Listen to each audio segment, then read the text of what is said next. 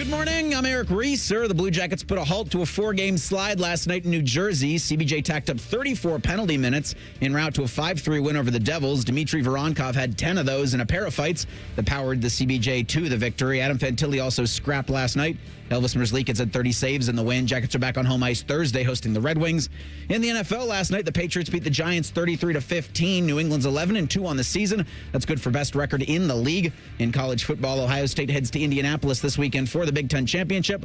Buckeyes will battle 12-0 Indiana Saturday night at 8 p.m. Hear from Ryan Day at noon today. We'll carry his weekly press conference as soon as he hits the podium. This update sponsored by BMI Federal Credit Union. Enjoy rates lower than the national average, plus a special rate on balance transfers with a Visa Platinum or Visa with Rewards credit card. Breaking sports news when it happens on The Fan, Ohio sports destination. Your morning just got more interesting. Distilled and barrel-picked for your listening pleasure. Bo Bishop, a local sports media legend. What William T. Sherman was to the Union Army, he is to Northern College football. A husband, a father, and middling youth sports coach. He's friends with Central Ohio sporting royalty. Talking to Ohio State Athletic Director Ross Bjorken. Coach Day walking on with us right now. Good to see you, buddy. Good buddy Austin Ward. My good buddy Tim May, the Tim May Show. The great Doug Lavery's joining us. Hi, everybody. Dom Tiberi here. Oh, Reese came in and he handed me papers. Yeah, and then it's a rundown. And then he said, "You see that button? That's the only button you need to worry about. Don't touch. There's 8,000 buttons in front of me." Oh, I didn't know what he was talking about. The one that says on. We blew the budget on this imaging, and only 2 guys answered our ad on Craigslist. Ryan Baker and Eric Reeser. Act accordingly. You're now listening to Bishop and Friends. Bishop and Friends is sponsored by Diamond Seller, your true jeweler for over 75 years. All right, let's do it live on a snowy Tuesday edition. Good grief. Welcome to Winter, kids. Bo and the boys with you for the next 3. Loaded up. Scott Dochterman going to join us at 11:30. We'll blitz the NFL at 11 o'clock. 10 o'clock, we hit you with the real truth. 10:30, Uncle Dom stops by. And, of course, we'll keep you updated on all the snow stuff that's been going on all morning long. The update is it snowed. It snowed a lot. And lots of schools are closed. And so we'll get into all of that as it goes along as well. I did want to start with Julian saying, I think probably the first time I heard a whisper about how special he was very likely from Tim May, I do believe. I do believe that he heard some whispers about how special he was at throwing the football. And then last year, when we were out there, when he was a true freshman, and all eyes were on Will Howard and Devin Brown. Remember, we had that quarterback competition, and all eyes were on those 2 guys, and you could not help but watch and notice the way that the ball came off of the hand of the kid wearing number 10. It just was abundantly clear. It just was the easiest, most natural rhythm throw that you'd seen. But he was a true freshman, and who knows? And then you started poking around a little bit, and you started asking people who know. And kind of the one thing that I kept getting back was that he's Bryce Young. Well, Bryce Young was pretty dang good at Alabama and won the Heisman at Alabama and was the number 1 pick in the draft and is now having a pretty good season at Carolina now that he's got his feet under him a little bit. Had a nice win against the Rams last week, but there's one caveat to that. Julian Saint's quite a bit bigger than Bryce Young. He's about 25 pounds heavier, and he's about 2 inches taller, maybe 3. So there's a little bit of physicality that he has that Bryce doesn't. I do think there's one other thing that is comparable between the two, other than they're both Southern California kids. They both look younger than they are. Julian could easily pass for a 16-year-old right now. Like if they were doing central casting for one of those teen sitcoms that used to air all the time, and I think probably still do on Netflix or Disney, he would be right out of central casting for that. Like you're recasting Laguna Beach, put that kid in it, and away we go.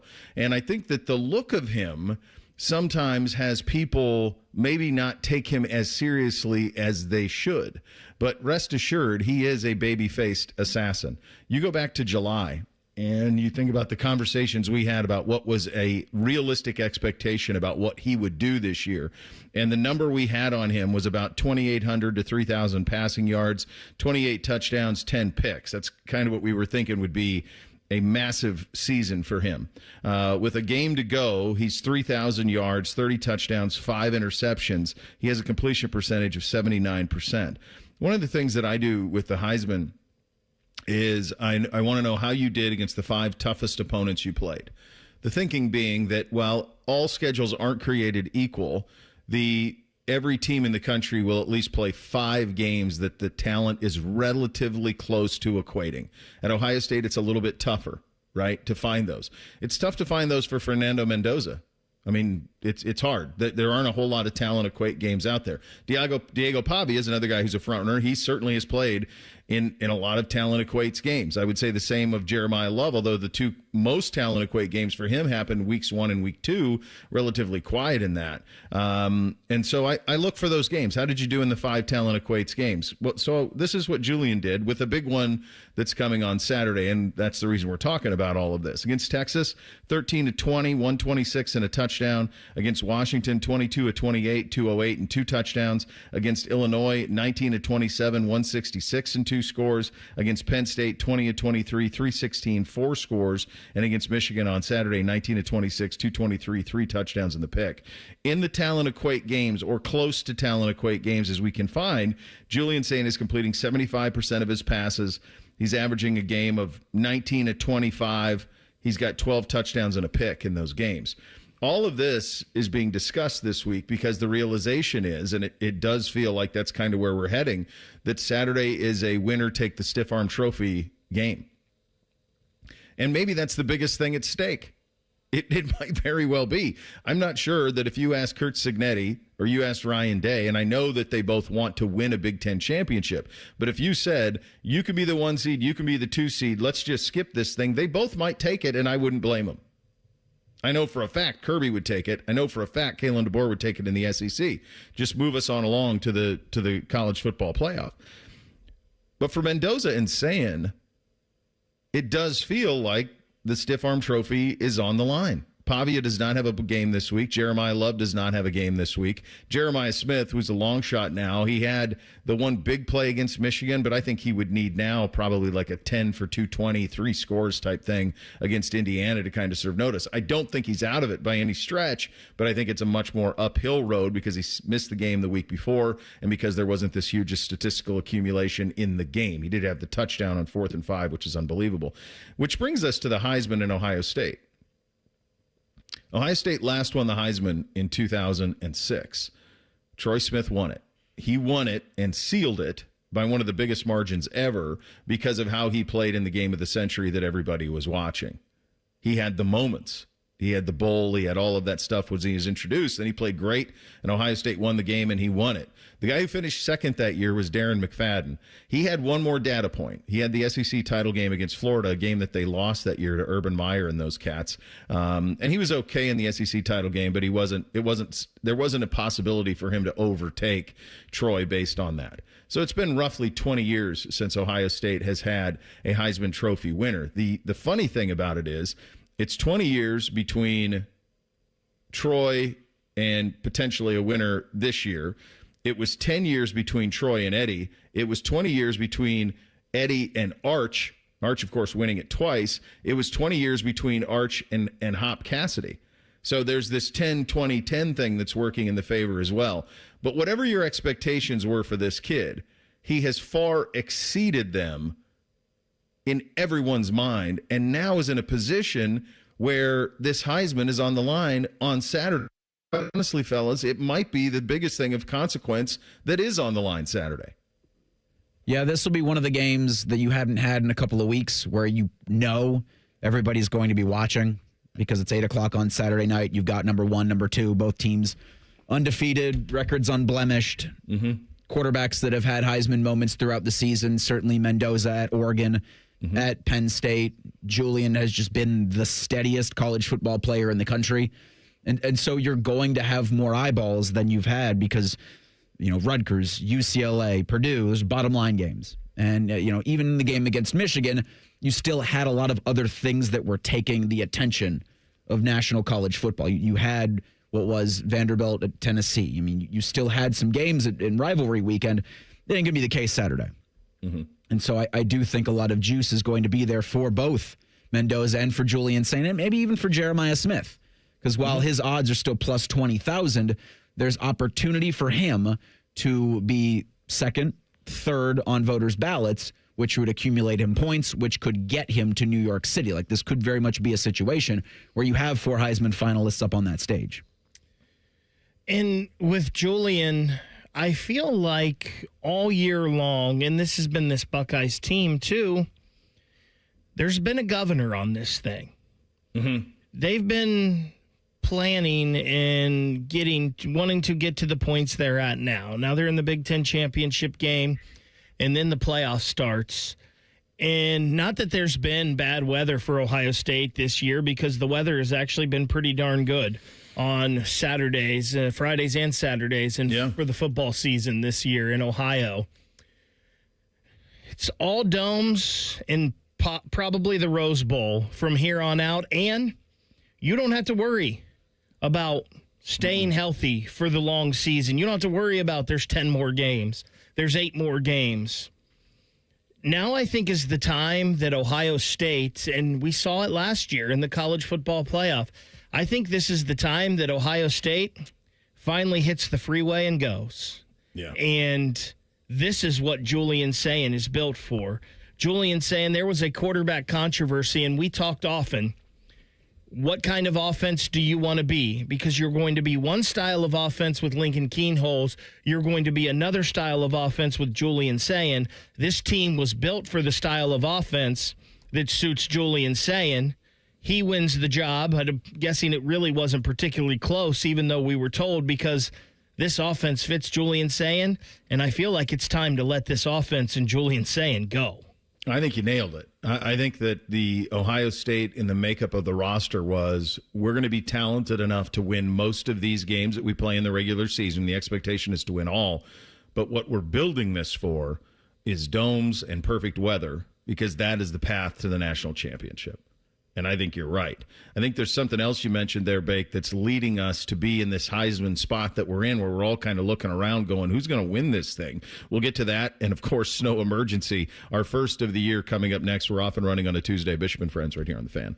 The only workplace in America to participate in the Doorknob Fart Game. And we also play office basketball and sometimes do radio.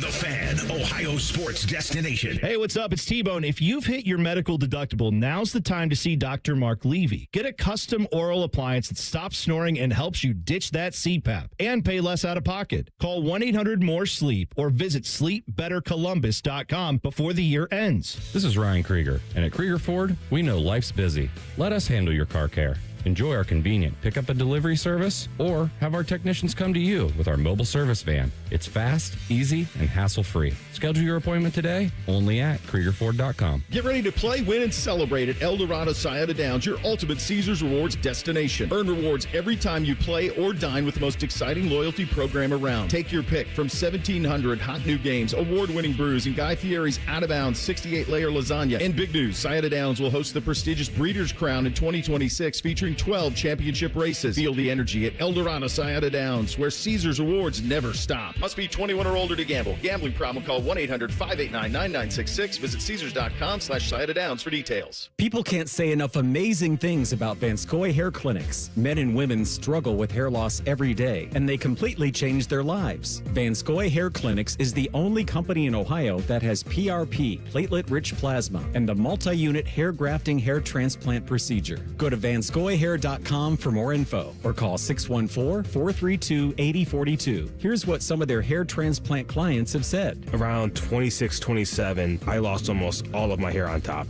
It changed my life in ways that I could not imagine. My hair is going to continue growing for the rest of my life. There is hope that you can do something about your hair loss. Multi-unit hair grafting gives you 3 times more hair per procedure, saving you time and money. Hair transplants are more affordable than ever, and PRP is a fast, easy, and effective 45-minute treatment for thinning or damaged hair. Call Vanscoy for a free consultation, 614-432-8042, or visit VanscoyHair.com. That's 614-432-8042. Find out what procedure will restore your hair. I'm back to doing what I love and more, thanks to the Good Feet Store. Visit the Good Feet Store on Polaris Parkway near the Polaris Mall, or on Stringtown Road in Grove City. Walk-ins are always welcome. 'Tis the season to be hungry at Roosters. That's why for every $50 spent on Roosters gift cards, you'll receive a $10 Rooster Buck back in your stocking. May your holidays be filled with friends and family, love and laughter, and of course, Roosters Wings. Go to roosterswings.com today or drop by any Roosters location to purchase your $50 holiday gift cards and receive a $10 Rooster Buck in return. Happy holidays from all of us at Roosters. Roosters, a fun, casual joint. Morning Juice, real football talk. Just two guys who aren't afraid to say what needs to be said. And that's how she wrote. Sponsored by Riverside Bank of Dublin. Now streaming mornings on YouTube and 10 TV Plus. Attack and dominate. Hey, what's up? It's T-Bone. Don't let your insurance benefits go to waste. End the year sleeping better with Dr. Mark Levy's oral appliance. No mask, no noise, just results. Hurry, deductibles reset soon. Call 1-800-MORE-SLEEP or go to sleepbettercolumbus.com today. Hello, it's John Kozik, founder and president of TurboTrack Realty, and I buy houses as is fast for cash. Call me today for an all-cash offer on any of your properties, and we can close within days at 614-470-2000, 614-470-2000. Do you own a property that's outdated and needs thousands of dollars in repairs? Great, I'll buy it. Give us a call today for an all-cash offer at 614-470-2000, 614-470-2000. Would it be convenient for you if you could simply take what you wanted and leave the rest behind? Great, I'll buy it. I buy vacant properties, inherited homes, divorce situations, death in the family, apartment buildings, rental portfolios. I even buy my tenant won't pay me the rent houses. Call TurboTrack Realty today for an all-cash offer and speak with one of our friendly staff members at 614-470-2000, 614-470-2000. Fan weather. From the Logan AC and Heat Services Weather Center. Skies are mostly cloudy for us as we go in the rest of the day today, but it will be chilly with temperatures only getting up into the low 30s. And then for tonight, a cold night ahead with mostly cloudy skies and lows down into the 20s. For Wednesday, a mix of sun and clouds and daytime highs, well, they're going to struggle to get out of the mid to low 30s. For the Fan, I'm meteorologist Meredith Garfalo with the 10 Weather Impact Forecast. If you haven't thought about Buckeye football today, I'm sorry to tell you that you're dead. Our condolences. You're home of the Buckeyes, the Fan. Our top men are working on everything except this show. This is Bishop and Friends. Boy, we're loaded up here, kids. We're doing Big Ten Championship Saturday as only we can. For the first time since 2020, Buckeyes are back in the Big Ten title game, and the Fan has you covered. 11 hours of pregame coverage this Saturday. My God. It's unbelievable. From 9 to noon, Fan Sports Saturday with Timmy and Tyvis. Noon to 2:30, the Fan Sports Saturday with Reese and Tito. Sorry, Reese, that you have to do that with Tito.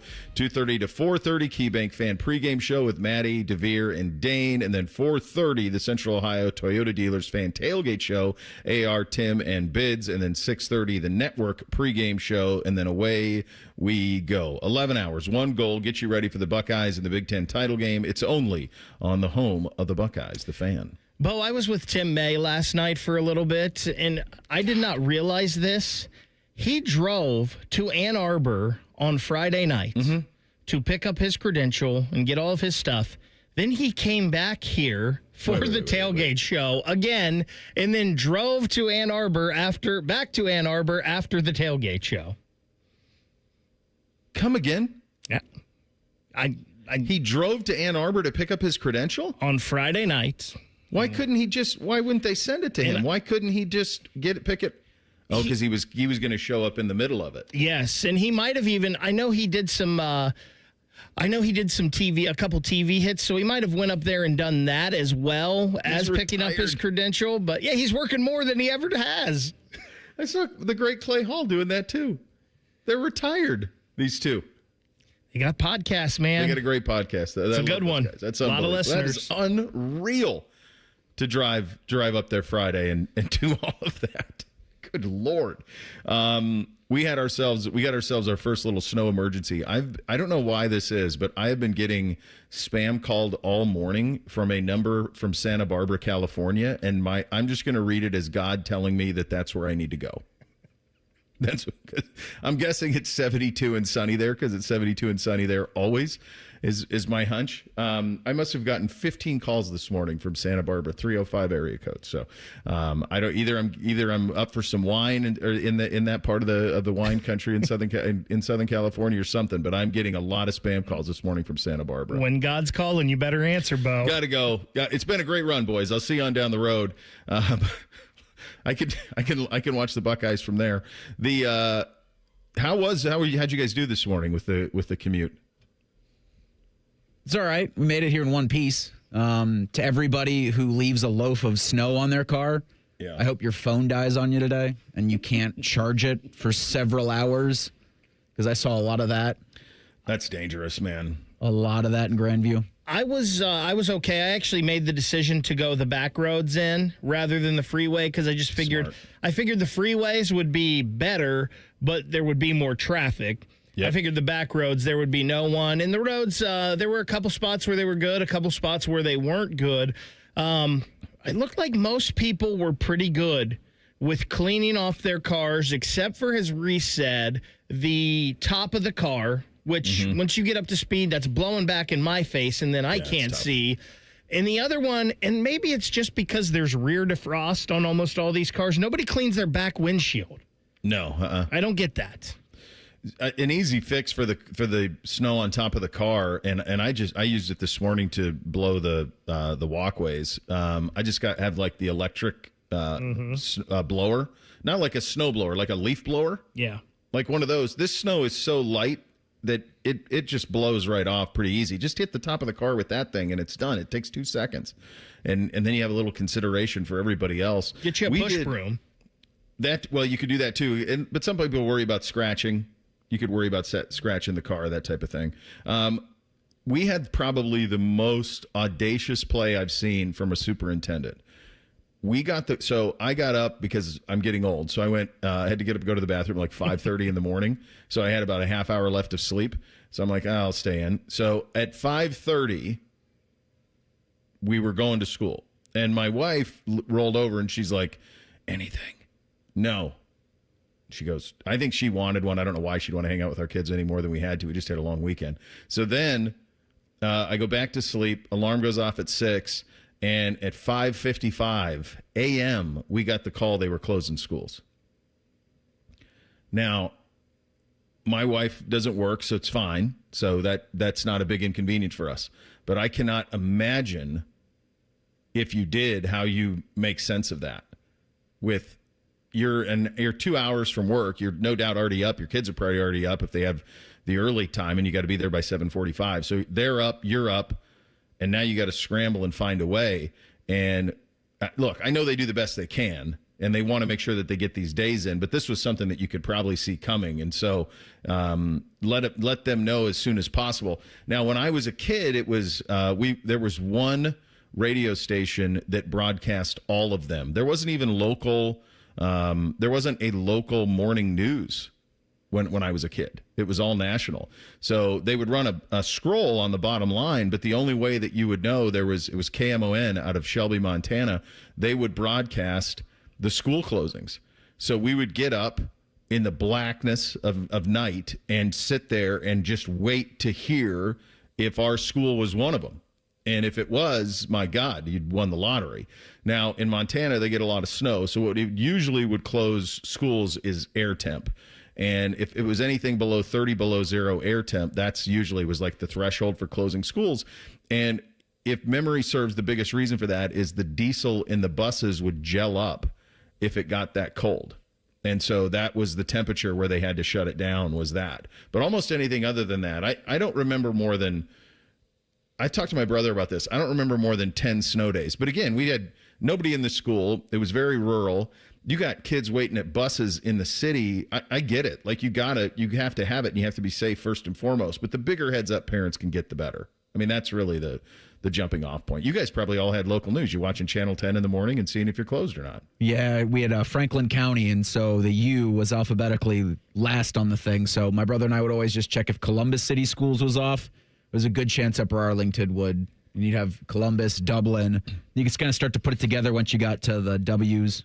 Yeah. If Columbus closed, it seemed like everybody closed. Yep. There were a few big districts you always looked at. It was Columbus, Southwest District, where I went to school, Southwestern City Schools, Hilliard's, Dublin's, Upper Arlington's, things like that. But yeah, if Columbus closed, it seemed like everyone. There was always the scroll on the bottom. They had the ticker that would go by, and you would look and wait to see. I do remember, Bo, like the cold. The buses wouldn't run, so if it got too cold, you always got a day off. Ice was always a big thing, so if it was real icy. But I feel like it used to have to snow like 6 inches to get a day off of school, and that is not the case anymore. But I think they build them in. So they automatically go longer. Like my kids don't get out till like the first week of June, so they go longer and they build in the snow days throughout the year. And if they don't, I think that if they don't take them, then they kind of lose them. So you'll see like in the spring in our district, like you'll see they'll just, if it's a little bit of ice or snow, like they'll take the snow day because they got to use them or lose them is kind of the attitude of it. I mean, it's the greatest thing ever as a kid. A true snow day, like drifts of fluffy snow. I get to go play in it. Pack a I don't little have snow to go on to the school. ground. Yeah. Oh, come on, dude. Are you kidding me? Let's go.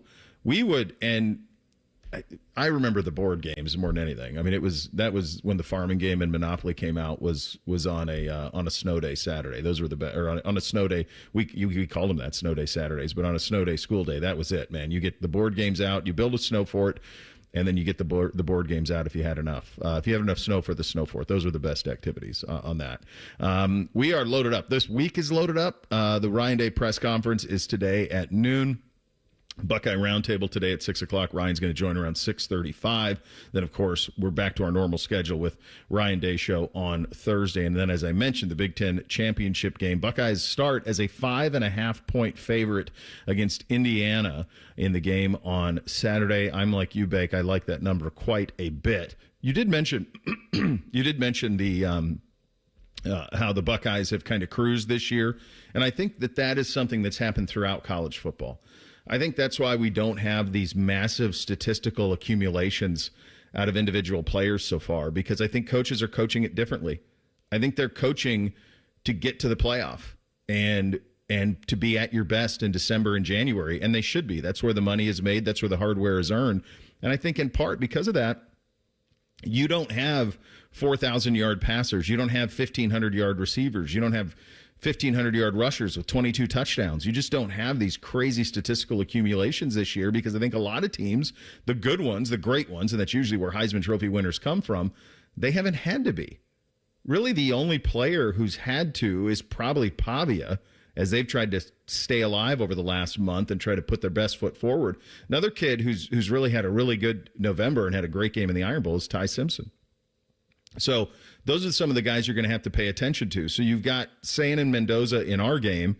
You've got Simpson in the other game. And then that's kind of it in terms of the Heisman for this weekend. I think a lot of it has to do with these teams are kind of cruising. They're kind of cruising. Are we good enough? Let's get to the playoff and be at our best then. And I think you see it statistically when you look at what's been accomplished. For the Buckeyes, they'll set their sights on the Hoosiers. You're going to hear from Ryan Day on what to expect on Saturday. We'll get to that in 2 minutes. Bishop and Friends right here on The Fan. Call the folks at Buckeye, night or day. My furnace is still heating, but something's not quite right. Seems it's working awfully hard, but I'm so cold at night. Let us have a look. We'll figure out what's wrong. We'll recommend the best plan to get it running strong. Get a free diagnostic furnace check with repair. Call 614-683-9911. Call the folks at Buckeye, night or day.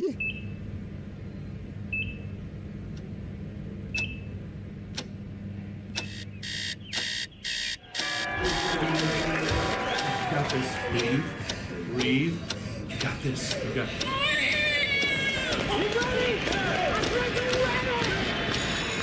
In the moments that truly matter, what do?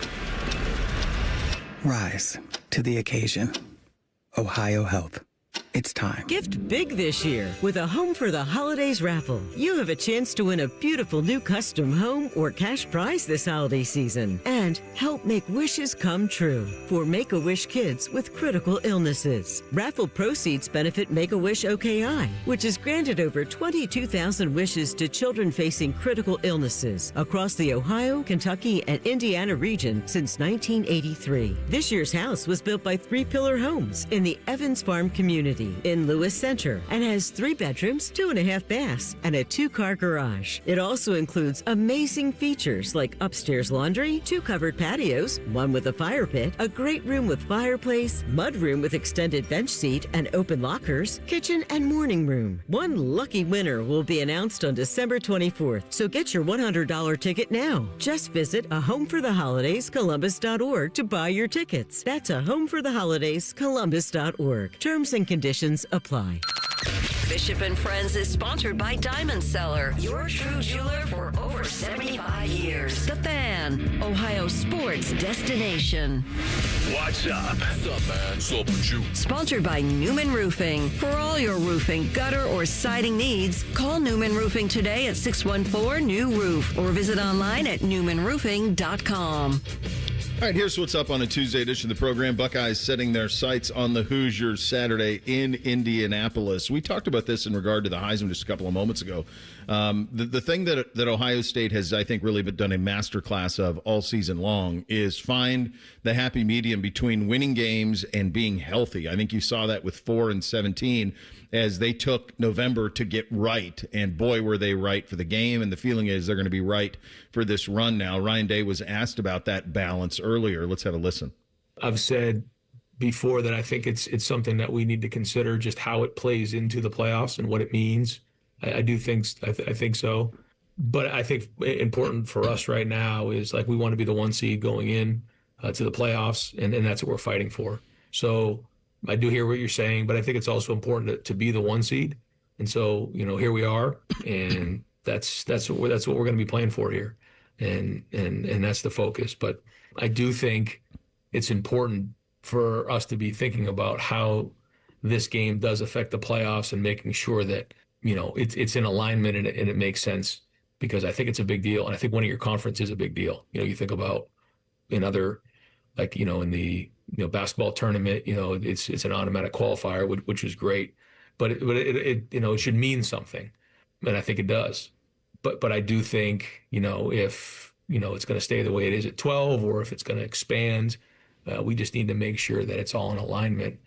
And then, is there a situation where, 3, 4, 5, and 6 in the conference also play during this weekend? I know that's something that has been thrown out before that I think makes sense. It's one more game for us to play. When you think about last year, we didn't play in this game. And then went on to win the national championship. So, but then, if you win it, you get a bye.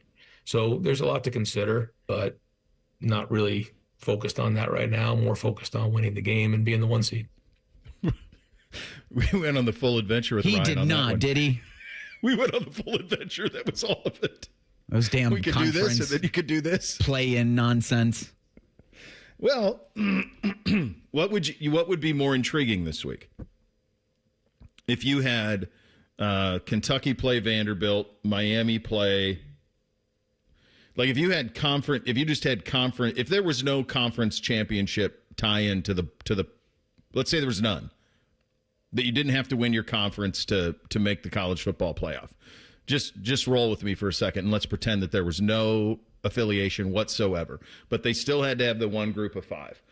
It would be a pretty straightforward thing. And I think what you would end up doing is you would see, if you want to say if you say it a 12 team, you could say what teams 12, let's see, probably teams 14, 13, 12, 11. You could even go 10, 15, 9, 16. You could have all of those play-in games this weekend. Like, is that more valuable than what you're getting? I think it's a little different up here because Indiana's never done this. I mean, they've never been in this spot. So this is completely new territory for them. And then I think for Ohio State, because you haven't done it since 2020, you want that. you want that hardware. We don't have banners for this, but there's a banner hanging, and you can have the year of that you do it on there. And I think there's some value in that. I don't know if there's any value in being the 1 seed. Oregon was the 1 seed last year and had to play Ohio State. Like a lot of times you could be dealing with an even more talented team in that game as the 1 seed. And I know that the seeding's a little different now that they're not giving the buys to the automatic conference champions. But I don't know if there's value in that. I think both these teams are getting a bye no matter what. Win or lose, I think they're both getting a bye. So I don't know. Would it be more valuable that way? If it was if this was like play-in weekend. I told you where I sit on the calendar and fixing it, and it's real simple. I'd go to 16 teams, and I'd have it start this weekend. I would have had last weekend be Army-Navy. I would have started the playoff this weekend. 1 plays 16, 2 plays 15, and away we go. By the way, if you did that, the 1 through 16, according to the AP, would Ohio State against Virginia. Fine. Perfect. Indiana would be playing Utah, Georgia, Texas, Vanderbilt and Oregon, Texas Tech and Miami. You'd have Oregon and BYU. Ole Miss and BYU, Texas A&M and Alabama, and Oklahoma, Notre Dame. Play it this weekend. 116, 215. Go. That's great inventory. Yeah. It's a lot of inventory, too. Yeah. It would, when you talk about those play-in games, it would clean up the ACC and it would clean up what's with the SEC. Because you can say, here are the bids, and you get no more. And you have to earn them in if you are on the outside looking in. If you're not in the conference championship game, maybe they do an AQ for both conference championship participants. But just this more feels like it's coming to a head.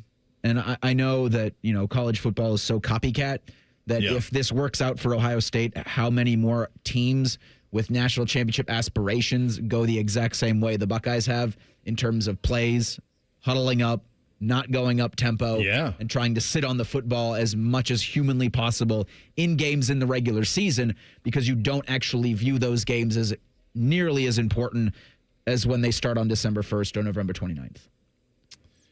I thought what we've been doing since August were our play-in games. What do we need more play-in games to get into the playoff? For the play-in. I'm with you, but dude, the ship is it's out to sea, brother. Like, we got to jump on this thing. We got to get on a little dinghy and catch up, because there's no going back. We're not going back. So we have to find a way to make this. We have to retrofit this to what we want.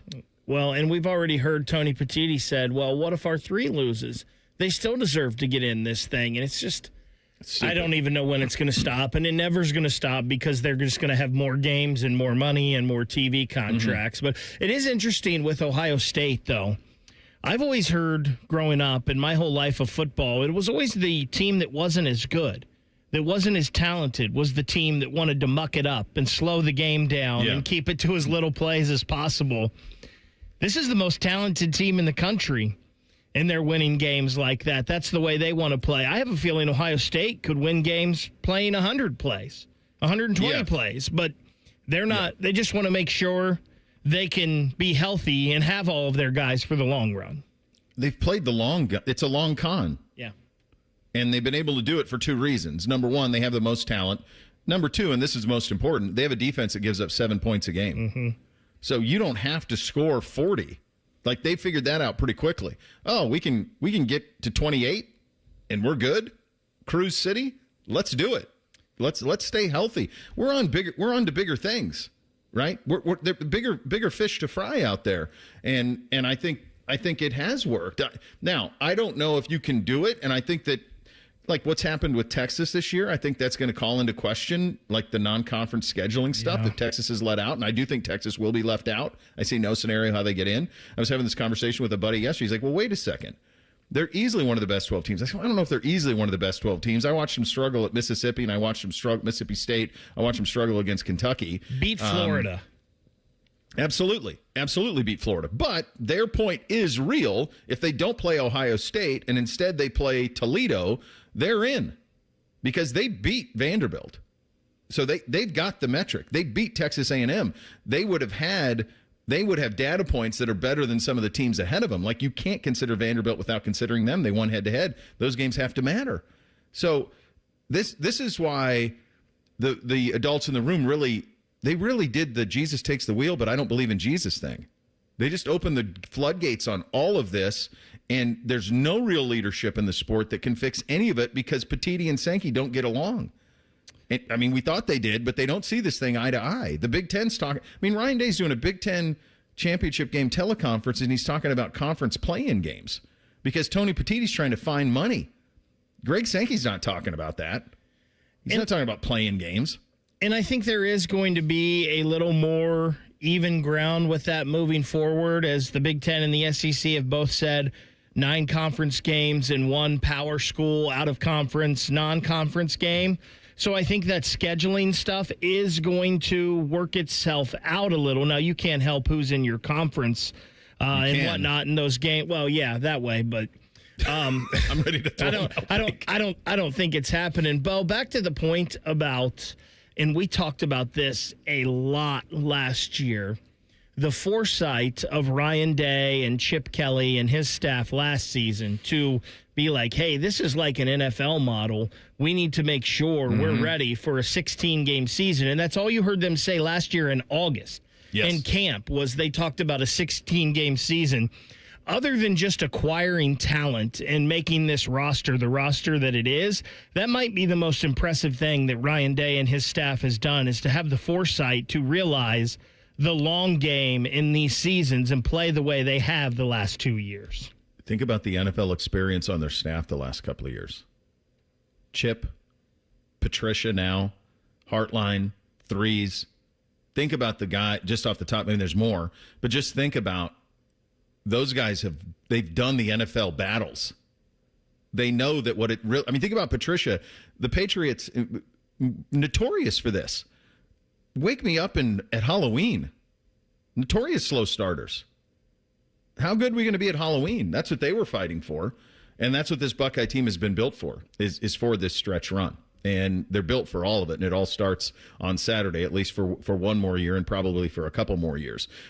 We had a lot of fists thrown on the ice and also on the football field. Like quite a bit for the old boys in Union Blue. We will get to that, and we'll get to the Monday Nighter coming up next. Bishop and Friends right here on The Fan. The sound of Paul Keels calling a Buckeye game is erotic. Oh, yes. Your home of the Buckeyes, The Fan, Ohio sports destination. Hey, what's up? It's T-Bone. If you've hit your medical deductible, now's the time to see Dr. Mark Levy. Get a custom oral appliance that stops snoring and helps you ditch that CPAP and pay less out of pocket. Call 1-800-MORE-SLEEP or visit sleepbettercolumbus.com before the year ends. It's the year-end sales event with the Ford crew. It's sales event time, Sam. Temperatures are dropping, but the deals are just getting hot. Time for our annual Ford Holiday Gift Guide. Oh, yeah.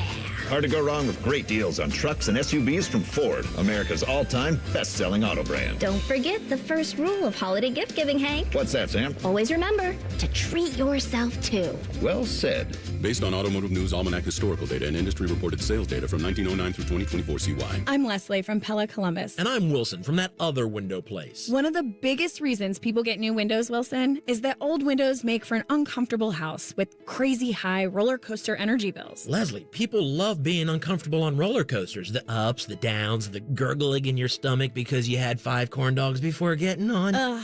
Did that happen to you, Wilson? What? No.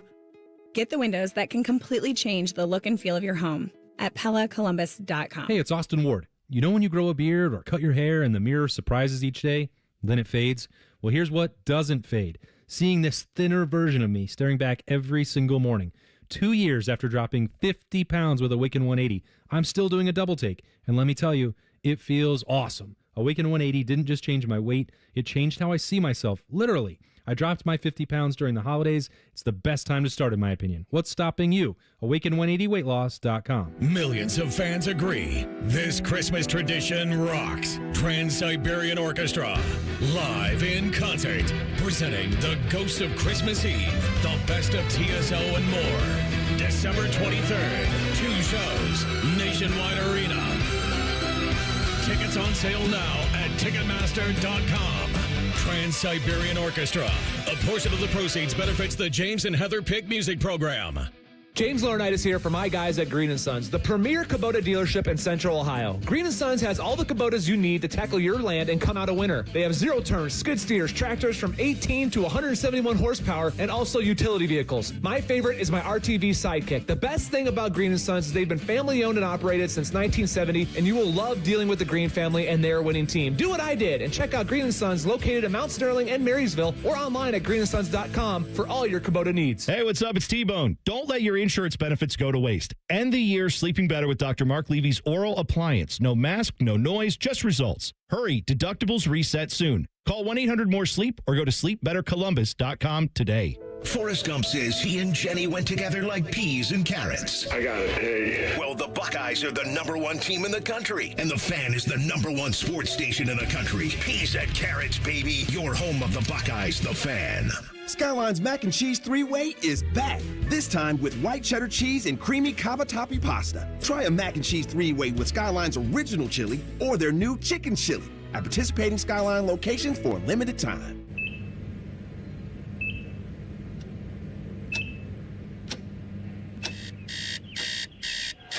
You got this. Breathe. You got this. You got this.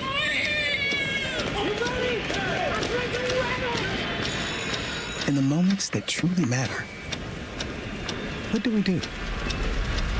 Rise to the occasion. Ohio Health.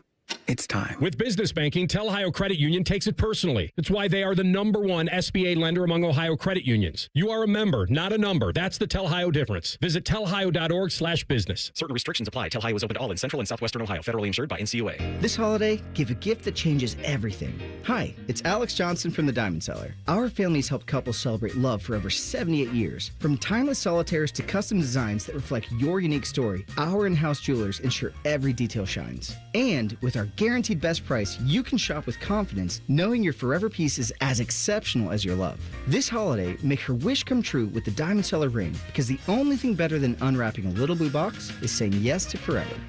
The Fan Guest Hotline is sponsored by Accurate Heating and Cooling and Bryant, doing whatever it takes to keep you and your home comfortable. The Fan. After putting up with Dom Tiberi for a decade, the broadcast gods gave Bo these two. This is Bishop and Friends. So yesterday, I'm on my way home from basketball practice. I don't know, probably around 8:30, something like that. And Bake, you text, "Are you watching this Jackets game?" And the answer to that was I was not. I was coaching, had practice for the 4s and the 6s, so I was not able to watch. And then Reese chimed in and said, and Bake was talking about fists being thrown. Reese said fists are being thrown in both. So by the time I got home, I saw the Jackson Dart replay of him getting bombed on the sidelines in their game. Totally legal hit. Thankfully, they didn't call it illegal. That's on him to get out of bounds. And the Patriots absolutely drilled the Giants last night. And I needed that one. And Reese, you got to 500 with it. But then the other one was the Jackets. And my God, 74 total penalty minutes, 34 for us, 40 for them. Voronkov had 10 on his own. Bake, you took it in. I guess we're trying to send messages, huh? Well, the crazy thing is I was on my way home, too, when the first fight happened with Voronkov and Smith, so I heard the Bob McElligott call. So I saw that after the fact, and I think the Devils got mad at what happened with Voronkov and Brendan Dillon, but Brendan Dillon took a shot at Fantilli, and Voronkov came in from behind and grabbed him, and he didn't like it. And Smith, with his glove on, threw the first punch, and he kind of threw a quick jab and hit Voronkov, and Voronkov didn't like that, and he dropped his glove and got the grab quick and just yanked Smith down. And when he did, Smith bent at the waist, and just 2 uppercuts, pop, pop, that fight was over. Yeah, Voronkov had 2 of the best hockey uppercuts I've ever seen. And they landed clean on him, and to the point where he had to go out, came back on the bench in the second period. It was interesting to hear John Davidson on the call, because he had mentioned, he's like, I didn't think he'd come back out there. But then the player Voronkov uppercut was not out there on the ice in the third period. And then Fantilli's fighting people.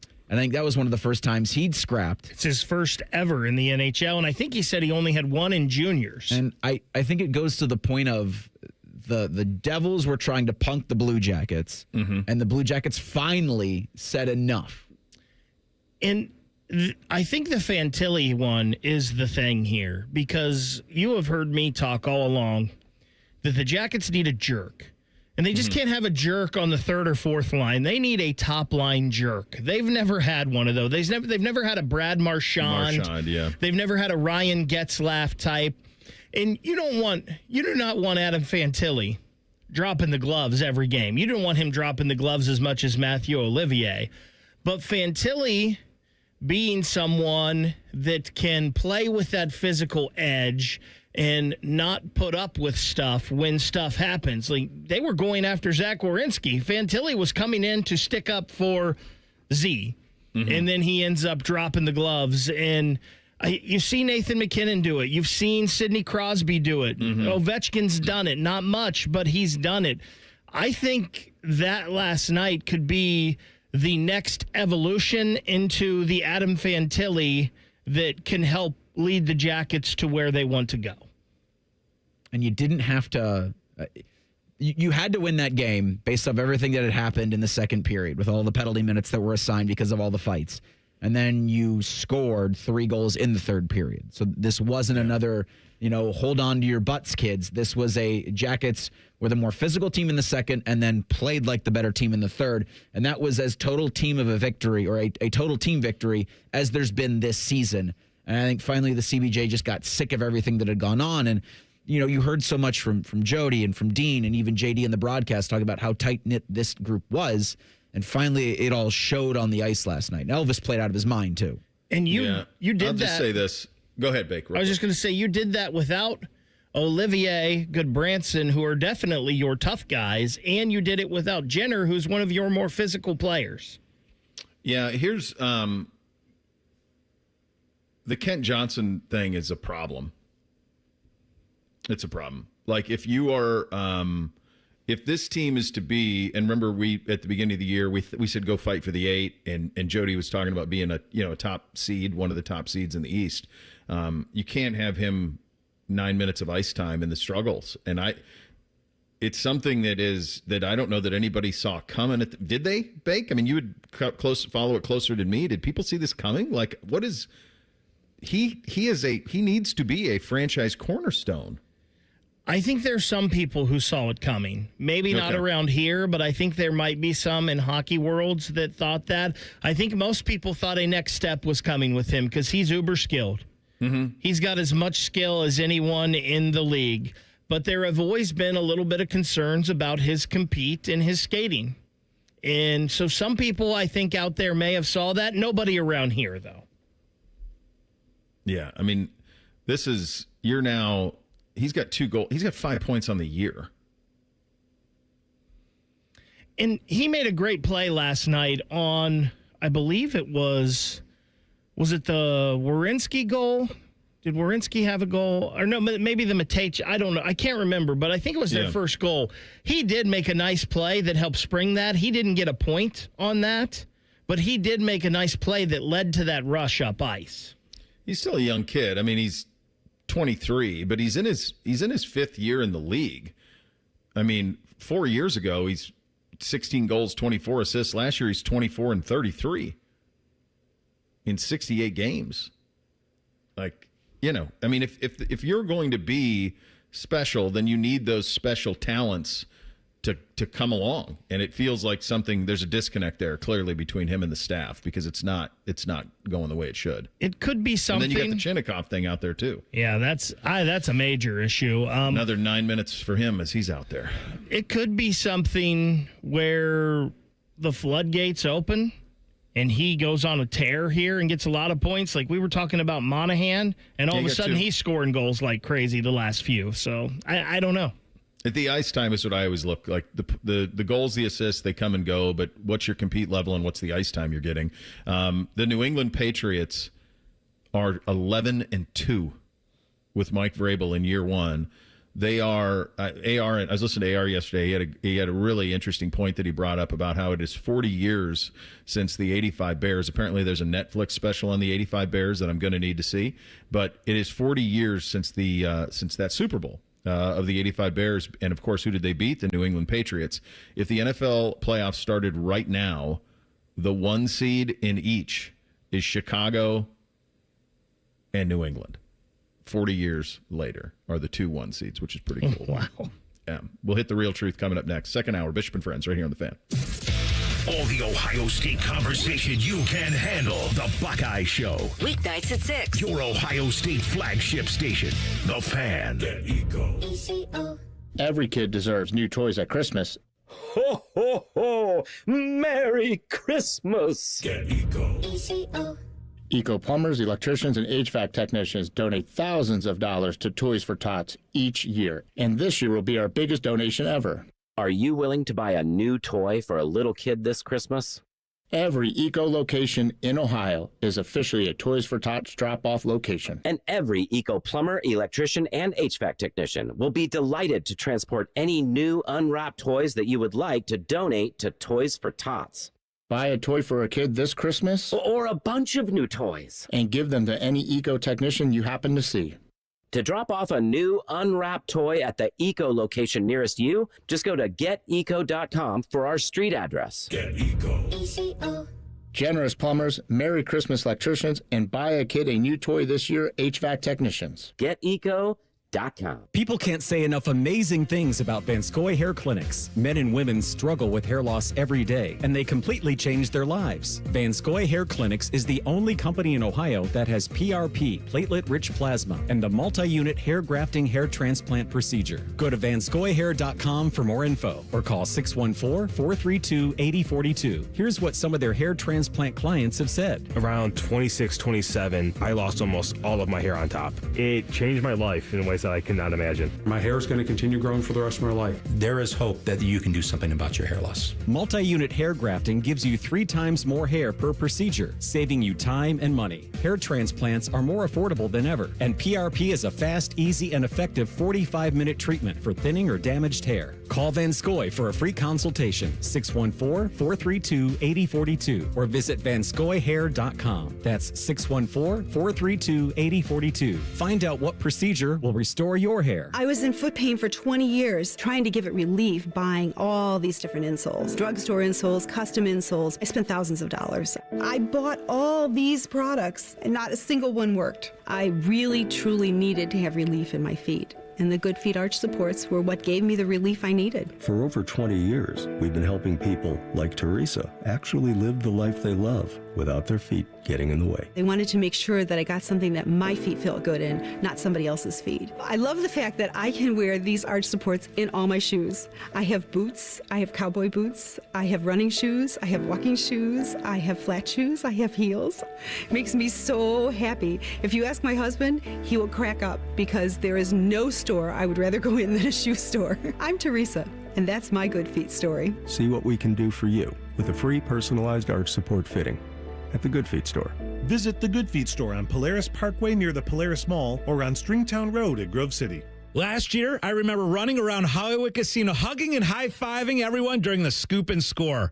I remember dancing around the sportsbook during the Natty. I'm Scotty Vegas, and there's no place to watch a game, especially a championship game, like Hollywood Casino Columbus and the sportsbook. Let's watch together. Prizes, great food, amazing screens, a championship watch party Saturday night. Join the Fan Saturday night, starting at 8. Must be 21 or older. Gambling problem? Call 1-800-GAMBLER. Feeling stuck on your own 10-yard line in the career game? Maybe it's time to just go for IT. My Computer Career has the game plan to score a rewarding new IT career in months. Whether you're a rookie, a breakout career changer, or a military veteran ready to serve. Why spend years chasing a college degree when you can fast-track your future in IT starting now? Take your mark, get set, go for IT. Take the free career evaluation at mycomputercareer.edu today. Financial aid is available to those who qualify, including VA benefits.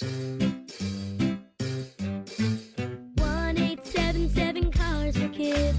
KARS Cars for Kids. 1-877 Cars for Kids. Donate your car today. Call 1-877-CARS-FOR-KIDS to reach a friendly live agent. Donation's super easy, and your car can be picked up as soon as tomorrow. Call us now. 1-877 Cars for Kids. Donate your car today. Hurry! It's our last chance to donate for 2025. In Columbus, how you roll up on game day matters. And with Polestar are redefining the driving experience. The Polestar 3 isn't just an electric SUV. It's an SUV that drives like a sports car. Precise, powerful, silent enough to hear the crowd before you see the stadium. Drive it today at Polestar Columbus or visit polestarcolumbus.com for a test drive and to learn about our competitive lease offers. Broadcasting from the Lindsay Honda Studios. Honda makes the cars. Lindsay makes the difference. Visit lindsayhonda.com. WBNS FM, HD1 Columbus. Good morning. I'm Eric Reeser. Number 1 Ohio State's a 4.5-point favorite in Saturday's Big Ten Championship. It's the first time since 2020 for the Buckeyes in Indianapolis. 12-0 Ohio State will play 12-0 Indiana. It'll be an 8 p.m. kick at Lucas Oil Stadium. OSU's Ryan Day will hold his weekly press conference at noon today. We'll carry those comments live on The Fan. Coach Day will also join a special Tuesday edition of Buckeye Roundtable tonight at 6:35. The second-to-last set of playoff rankings are going to be out tonight at 7. The committee will also unveil the CFP bracket projection. That's tonight before the final bracket comes out on Sunday. In the NFL, the Patriots are 11-2 after a 33-15 win over the Giants last night. And in the NHL, the Blue Jackets beat the Devils 5-3 in New Jersey. That win halts a 4-game slide. CBJ are back at Nationwide Thursday hosting Detroit. This update is sponsored by Green & Sons, family owned and operated for over 45 years. Find your next Kubota tractor at Green & Sons in Mount Sterling and north of Marysville in Raymond. If you love a good pie analogy, think of the cap as a pie, and once you take out one piece, there's less left for the next guy. then this is the radio show for you. You're listening to Bishop and Friends. All right, second hour on a Tuesday edition. Uncle Dommy coming up in 30 minutes. Time now for a little bit of that real truth. Hit it, fellas. Bishop and Friends present The Real Truth. Sponsored by Diamond Cellar. Over 76 years of experience and guaranteed lowest prices on Sawmill Road or diamondcellar.com. Both Ohio State and Indiana will receive first-round byes in the college football playoff. Is that the real truth? So winner is obviously automatic and is the 1 seed. So the case for the loser to get, and I do think this is the real truth, but the case against the loser doing it's the only way is almost if it's Ohio State. Because Indiana, let's just go off the AP poll now, which has Oregon ranked 4th. You can't seed Indiana below Oregon. They beat them in Eugene. So there's a cap kind of on that. So the scenario where a data point would be accrued and someone would be able to jump into that top 4.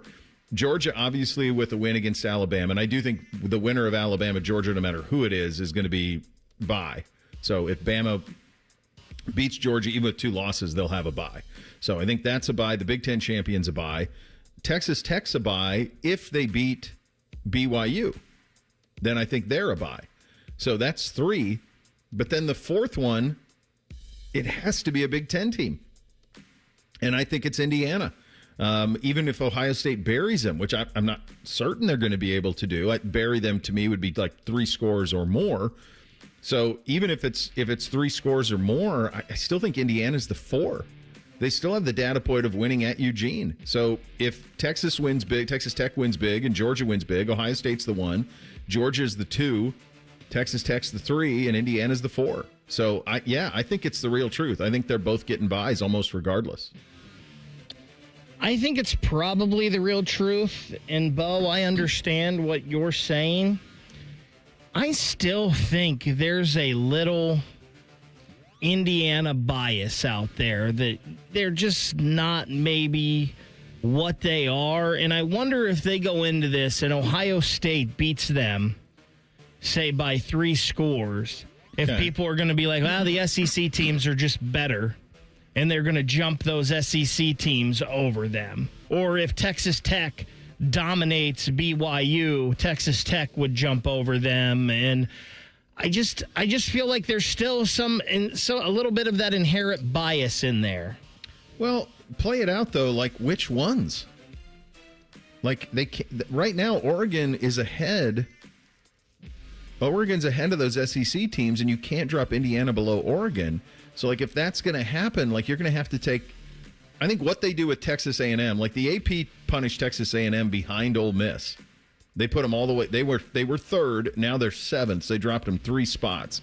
So I think what's going to be interesting tonight is where do they slot those SEC teams and where do they slot Oregon? Because you can't have Indiana going below Oregon. They beat them in Eugene. So Oregon, in a way, is kind of the stopgap from the SEC having multiple teams with byes. And you couldn't put Ole Miss can't have a bye. They don't have a coach. So Texas A&M's the only other one that you could argue would deserve a bye along with the SEC champion. So that's 2 at best, and I think it's kind of flimsy. So it's hard to find a roadmap for it. It really is. Shedeur Sanders will start the rest of the season for the Cleveland Browns. Is that the real truth? It's a tricky one. A lot of circumstances into that. I will say he got his first 2 starts. His first start is against a very incompetent Raiders team, and he played very, very well. First half in the game against San Francisco, I thought he played pretty well as well. But second half, it struggled a little bit. Some of the play calling was interesting. I think it's the intent. The one fly in this ointment, though, could very well be Deshaun Watson. That could be a fly in the ointment. If he can get healthy enough and is cleared to play, would they want to see him play this year? Is there a 2% chance that you think there's still something there? That would be interesting to me. I'm sure they'd like to see a little bit more Dillon, too, at some point. But at very least, I think Shedeur is going to get a couple more starts. I'm going to say I don't think it is the real truth. I think some other quarterback will start another game before this season is over. Yeah, I'm with you, Bo. I don't think it is the real truth. Whether it be Shedeur's performance, possibly, and they say, we're going to go back to Dillon Gabriel because we know what the floor is there a little more than the upside of Shedeur, or the ultimate wild card, Deshaun Watson, as you said. And I do have a feeling Deshaun is coming back at the end of the year. And if Deshaun's back, the money says he's playing. So I think they're going to put in there and see what they got with Deshaun. Yeah, I think they should. I mean, they need to. He's under contract for multiple more years. He's definitely going to be there next year. So, yeah, I think you'd want to see, what he has. Yeah, for sure. The Cincinnati Bengals will again be the team nobody wants to play at the end of the season. Is that the real truth? Here's have you guys started to look at this at all for them? Mm-hmm. Yeah. So they're at 4-8. My God, if they just would have beaten either the Jets or the Bears, think of the spot they're in. If they just beat either one of them, they should have won them both. When you start to look at Baltimore and Pittsburgh's schedules, I could see a scenario where, I always thought all along, 10-7 will win that division. It might be 9-8. It might be 8-9. Might win that division. It's very possible. Now, I don't think it's going to be the real truth. I think what's going to happen is they're going to play well here the last month, and it'll be just like last year. They'll be the team that nobody wanted to play and thankful that they didn't have to play. I just don't know if you can make that up. They're 2 full games back of Pittsburgh and Baltimore. Now, they play them. They got Baltimore in 2 weeks. They got a massive game this week against Buffalo. You'll know a little bit more by the time you get through the Buffalo game this weekend. But, man, it is there. And I think what's also interesting is, do you think 9-8 will be the number that wins this division? Because I'm starting to think 9-8 might be the high end of it. These teams are flawed, all of them. I think 9-8 definitely puts you in the mix, right? And now that means the Bengals would have to go undefeated the rest of the way. Stretch, yeah. But that Buffalo game sure doesn't look as daunting now as it did maybe 3 or 4 weeks ago. No. Ravens, you just beat them. Now maybe they'll be fired up and have a little revenge factor, but as you mentioned, Bo, they're a flawed team. At Dolphins, Cardinals, Browns, it's a pretty favorable schedule for them. If their defense plays anywhere close to what they got Thanksgiving night against Baltimore, this is definitely the real truth, because Burrow and that offense are going to be humming. You know that. Burrow, it took him a half, but then it seemed to be all systems go. Yeah. Gosh, if they could just quit digging themselves holes, and I know it was hard. Burrow got hurt, and he was out. But yeah, I think this is the real truth. I don't think anybody's going to want to play the Bengals down the stretch, and all of the AFC is going to be saying, we hope they don't make it in. Yeah, something's not right in Baltimore with Lamar. Just health-wise, you can tell he's not right. Pittsburgh is at Baltimore this weekend. That's massive. Then Pittsburgh's got the Dolphins at home. Then they're at the Lions, at the Browns, and then Ravens. It could come down. They played the Ravens twice in their last 5 games. Those 2 games could decide the division. But yeah, Cincinnati. If Cincinnati can win these next 2 and get themselves to 6-8, it's in play. It's definitely in play for them. And it just sucks because if Burrow doesn't get hurt, if all of these things, it's like 2 years in a row where they just got snake bit and cost themselves. And you can't start slow. This year they started slow and then Burrow got hurt. That's kind of the way that it all shook out there. But if you do ask yourselves this, who do you like most in that division to win it? To me, I still think it's Pittsburgh just because of the track record. I mean, team-wise, talent-wise, it's probably the Ravens. But I guess I just believe in that Pittsburgh franchise that they're going to be able to tread water at least. Well, they don't have losing seasons. Yeah. So he's going to go 9-8. Can you ask me on December 15th? Because I think the winner of that Ravens-Bengals game in Cincinnati is your AFC North champion. And where are you on December 2nd? On the fence. Yeah. I think it's still Baltimore because of Lamar. But all 3 are flawed. Like Aaron Rodgers, is he going to make it? No. To next Tuesday? Well, if that Bengals defense plays like they did, there's not a lot of flaws there if that defense plays like that, but they're just in such a hole. Yeah. Yeah. They're probably not getting Trey back, but maybe T? No. Maybe T? All right, so before Lamar went out with an injury, this was his completion percentage first 4 games before he went out. 73, 66, 77, 70. His first game back on Halloween Eve, he was 78%. This is his last 4 games completion percentage. Now, they're 3-1 in these games. 58.6, 56, 56.5, 53%. Something is not right. He has not run for since coming back, his highest rushing total is 36 yards, guys. He ran for damn near 1,000 last year. Something is not right in Baltimore. That much is sure. One of the questions we just talked about was how the Browns will handle Shedeur Sanders here the rest of the way. Will they give him a long runway to try to prove that they don't need to draft a quarterback? We'll get into all of that coming up next. Bishop and Friends right here on The Fan. A lot has changed in 30 years, but we're still that old shoe that feels worn in and well-loved. And well, we smell a little, but you've accepted that. The Fan. Diamond Sellers bringing the world's finest jewelry to you at our annual holiday gala December 4th through December 6th. Celebrate the season of sparkle with up to 25% off for 1 weekend only at our Salmo Road and Easton locations. Visit diamondseller.com/gala to learn more. Hey Central Ohio, it's Andrew from Home Team Solutions, and yes, we buy houses for cash the easy way. We've been buying houses for over 20 years and we've seen it all. Whether you've inherited a property, you're behind on payments, the house needs work, or just want to avoid the hassle of listing, we've got you covered. No repairs, no clean out, no stress, just a fair cash offer and you pick the closing date. We've helped hundreds of homeowners sell fast and hassle-free, and we're proud to have 5-star reviews all across Central Ohio and an A+ rating with the BBB. If you're ready to sell your house the easy way, call Home Team Solutions at 614-962-SELL. That's 614-962-7355, or visit us online at selltohometeam.com. Home Team Solutions, local, trusted, and family-owned. Again, that's 614-962-SELL. 614-962-7355 or selltohometeam.com. Do you hate holiday pictures because of your teeth? What if a brand new smile was possible? No matter what the current state of your mouth. Welcome to Runyon Dental Group, home of the Implant and Smile Center, where gorgeous, healthy smiles become a reality. At Runyon, we've built a team of some of the most highly trained arch and implant doctors in the entire nation. This isn't an ordinary dental practice. We believe that everyone can have a great smile, including you, especially you.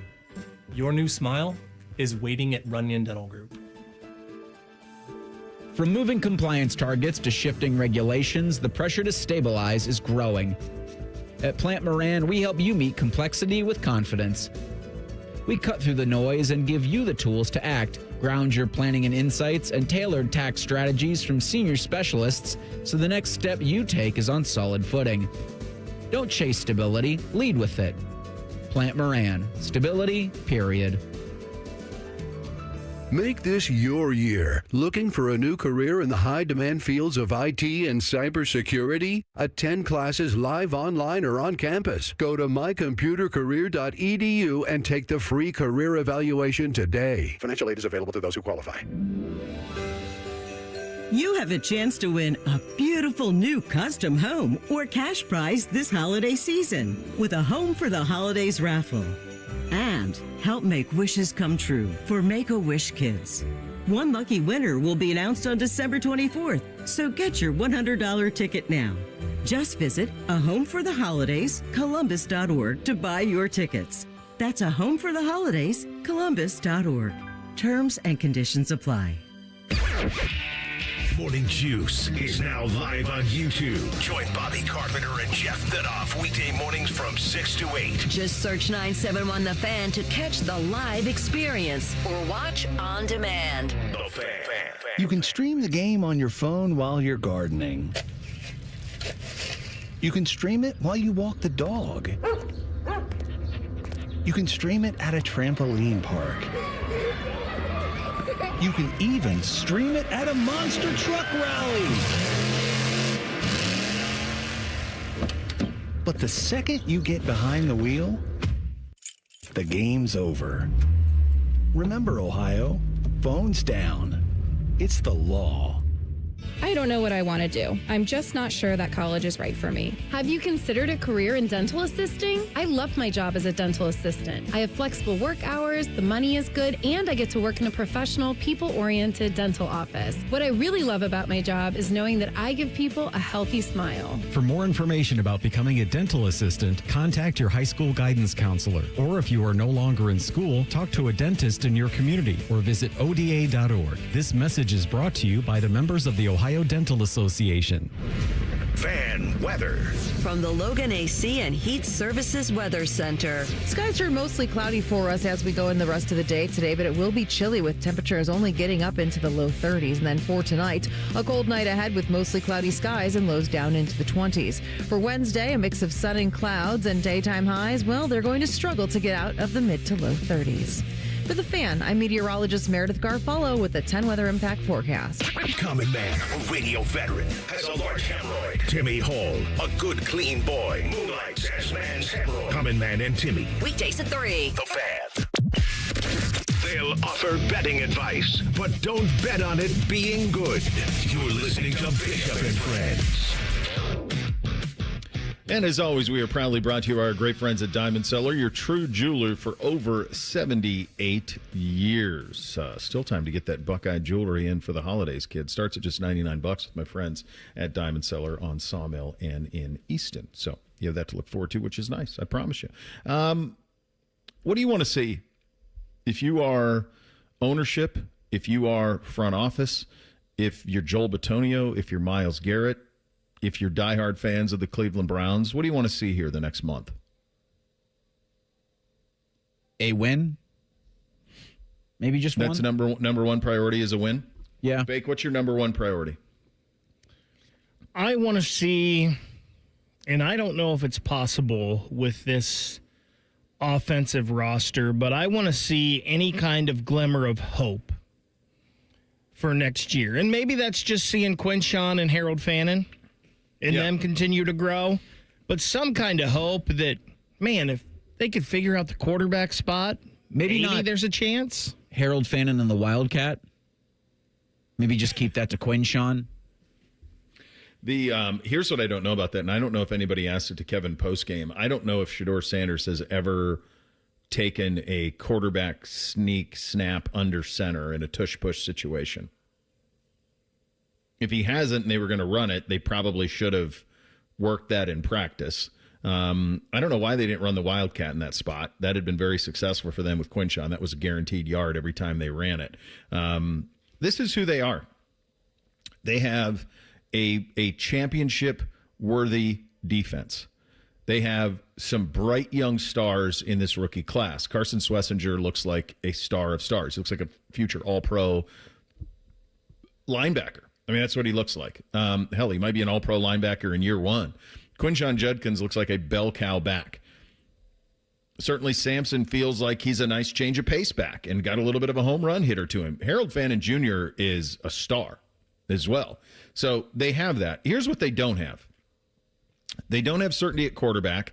They don't have enough offensive firepower on the edges at receiver to make anybody too scared. And the combination of the two of those things is a lethal problem. You add to that next year, in terms of offensive linemen under contract, it's incredibly limited. It's very limited. It's DeJuan Jones, and that's it. Everybody else is going to have to be renegotiated or re-signed. So they need a complete makeover up front, and they've got to get the quarterback situation figured out, which is why, to me, what I want to see in December is Shedeur Sanders play real football and be put in real NFL situations consistently to see if he can handle it.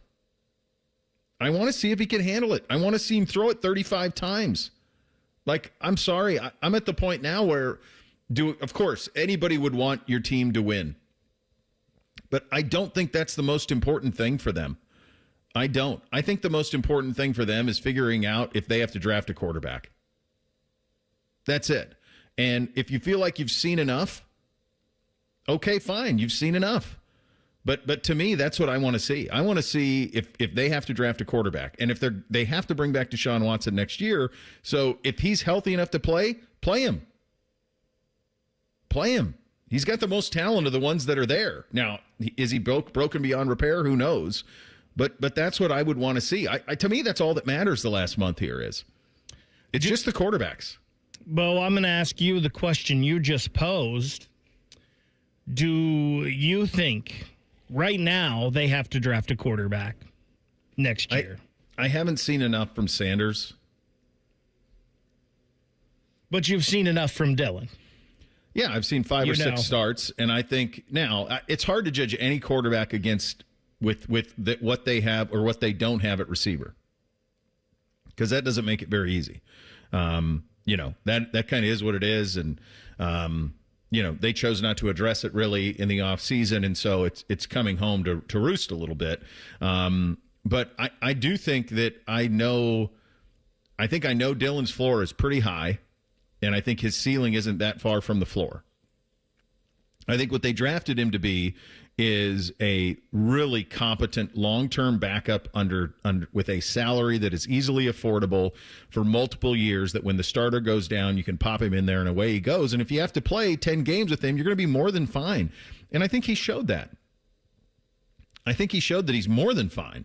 But I don't think you win a Super Bowl with a quarterback who's more than fine, and that has to be the ultimate goal. So then you apply that same logic to Shedeur Sanders. He clearly has an ability to throw the ball and a willingness to throw the ball down the field and make big, and he's a very gifted natural thrower of the football. He is. But can he do all of the things that are required at the position?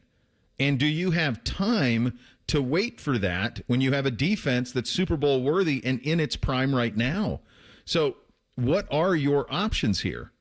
And that's where this gets so tricky, because they have the Watson thing that's hanging over him. He's been around. He made the road trip out to Las Vegas, and he's been rehabbing, and he's still under contract. And so what do you do with him? I mean, that's the other part of it. He's been there the whole time. So, what do you do with him? Do you see if there's still something there? My hunch is most of the fans are probably not going to be for that. But if you're running an operation, you got a guy under contract, you got to see what he is still. So I think that's part of it. And I think the other thing that's really troubling is if you are drafting a quarterback high in this draft, which one would you draft? Who's the one? There's no Joe Burrow here that I can see. Now everybody's kind of coming back to Dante Moore. Maybe he's the guy. Boy, I'm nervous of any one-year starting quarterback situations in college football. paratrooping into the NFL. There's not a great track record of that working. Usually it's multi-year starters that have the best chance. He started for 1 year at Oregon, man.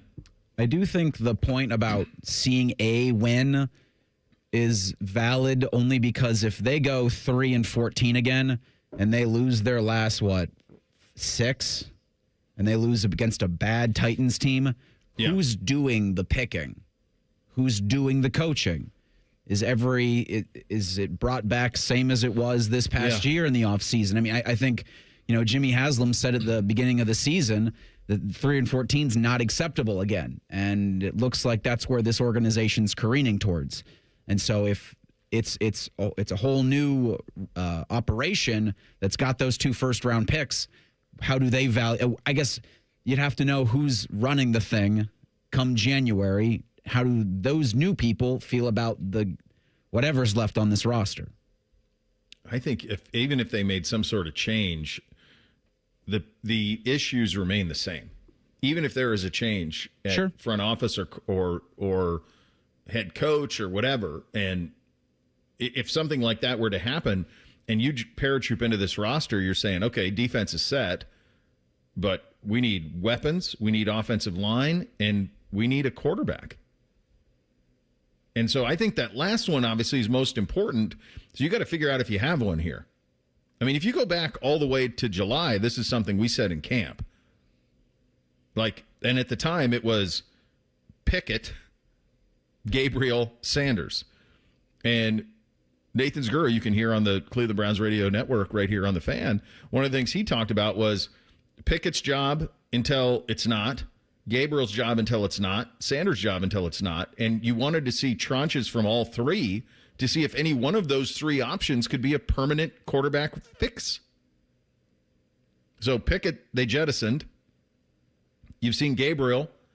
You're seeing Sanders. Is Deshaun the other part of that?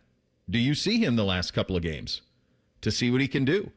But whoever is picking it, whether they stay with where they are now, you're going to be picking wide receivers, offensive line, and then if you're not drafting a quarterback, I mean, those 3, it's hard to see any scenario where those 3 aren't back on the roster. Gabriel and Sanders and Watson are all going to be there next year in camp. So do you do that again with 4 quarterbacks? Not that you can allow that. That wouldn't sway you from drafting a franchise quarterback for sure. But do you believe any of these guys in this draft are? And I don't know about that. But if there is a guy that is or you believe in and you don't think it's Shedeur, I think it's pretty easy to just walk from him, right? Mm-hmm. Just let him go. He don't have to be here next year if you don't believe he's the guy. Yeah, and I think for them, they have to decide, what's the amount of games that lead you to that end? Because I'm sure, and now he's not a first-round pick. He's a 5th. But I think that one thing that the league learned with Darnold, Mayfield, a lesser extent Jones, even Mac Jones, look how well he played in San Francisco. There's kind of are we giving up on these guys too quick? That's another part of it. Now, Sanders, those guys are all number 1 picks. They're all top 15 picks. So it's not apples to apples. But it's not apples to avocados either. And they need to figure out what they have for sure in those guys before they go into this offseason. I think that's got to be job 1 for them.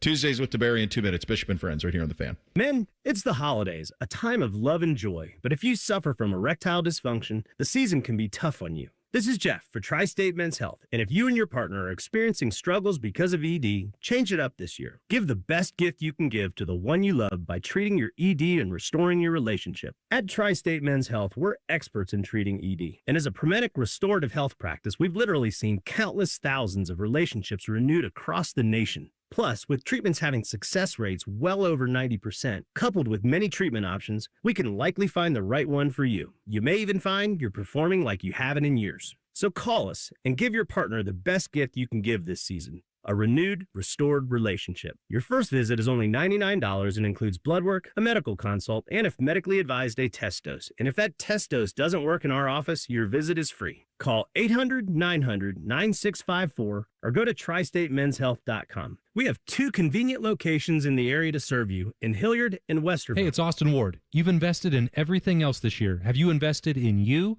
Awaken 180 is HSA and FSA approved. Why? Because it works. Make your tax-free investment in yourself pay you dividends every single day. Awaken180weightloss.com. Bobby Carpenter here for Germain Toyota. Swing by Germain Toyota and ask for Marcello and discover unbeatable deals and a wide selection of new and certified pre-owned Toyota vehicles. Visit them at germaintoyota.net. Germain Toyota on the corner of I-70 and Bryce Road. Did you know Byers Airport Subaru is the oldest Subaru retailer in the entire country? And just like a veteran quarterback, we've been delivering winning drives for generations right here by the airport. At Byers, we treat every customer like part of the team because that's what keeps us in the game season after season. From tailgates to road trips, we've got the perfect Subaru to get you there. Kick off your next adventure at columbussubaru.com or visit us by the airport. Byers Auto, driving the next generation of buyers. It's almost Football Friday. All play and no work. Sponsored by Tansky Sawmill Toyota. Your home for football, The Fan. Bishop and Friends present Tuesdays with Taberry. Sponsored by Dr. Mark Levy. If you're snoring and not sleeping, call Dr. Mark Levy today at 1-800-MORE-SLEEP. What was your favorite part of Saturday? The class that Ryan Day showed. That we're not going to be like the Wolverines. You know, we're not doing that. We're not staking the flag. We're going to win with humility. We're going to act like we've been there before. That was amazing. I love that. You know, hey, Sharon, why don't you get your team off the field? Yeah, can you get your team off the field, Sharon? For me? I mean, seriously. Get him out. We don't need a fight. Just get him out of here. We got bigger things to play for. We just kicked you. We don't need to fight now. You know what? Congratulations. You guys got the first 4. But you know what? We got this one. Please take your team off the field. Go up your tunnel and go away. Because I love that. That was, I just loved the class. That was a classy move.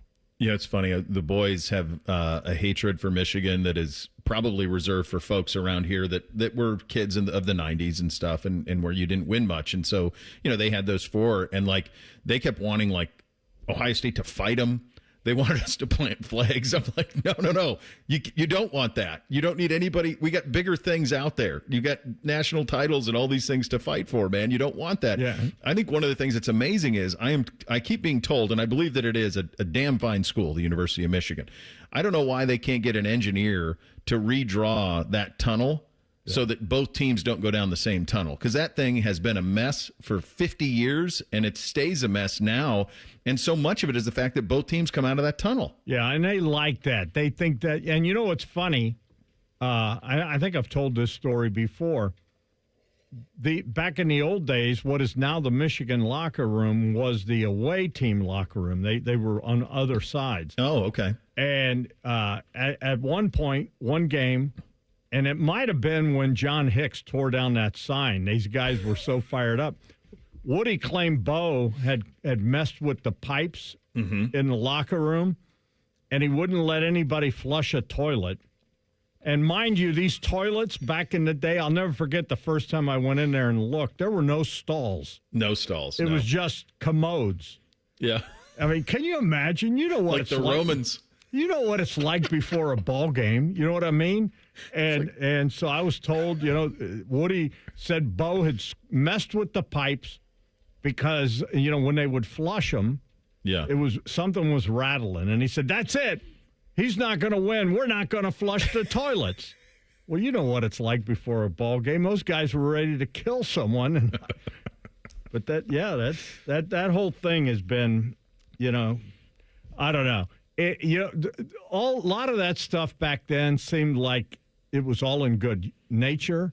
Yeah. But now last year it got pretty visceral.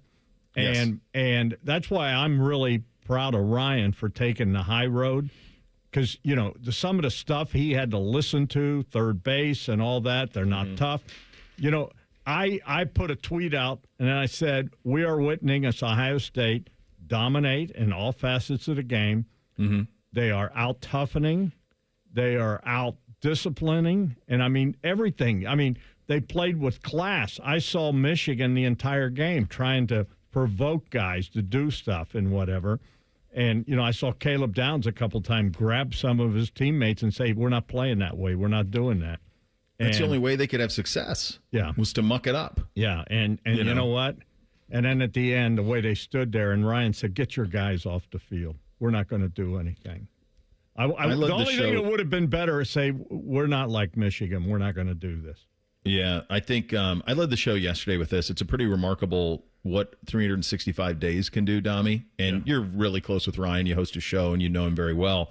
But probably his darkest day in coaching a year ago after the Michigan game. Yeah. Do you know that they have not – I know that you know this, but they haven't lost since. In fact, the average score since that loss to Michigan is Ohio State. Last year in the playoff, it was 36-18 was the average score. This year, the average score is 37-7, and they're not even really trying.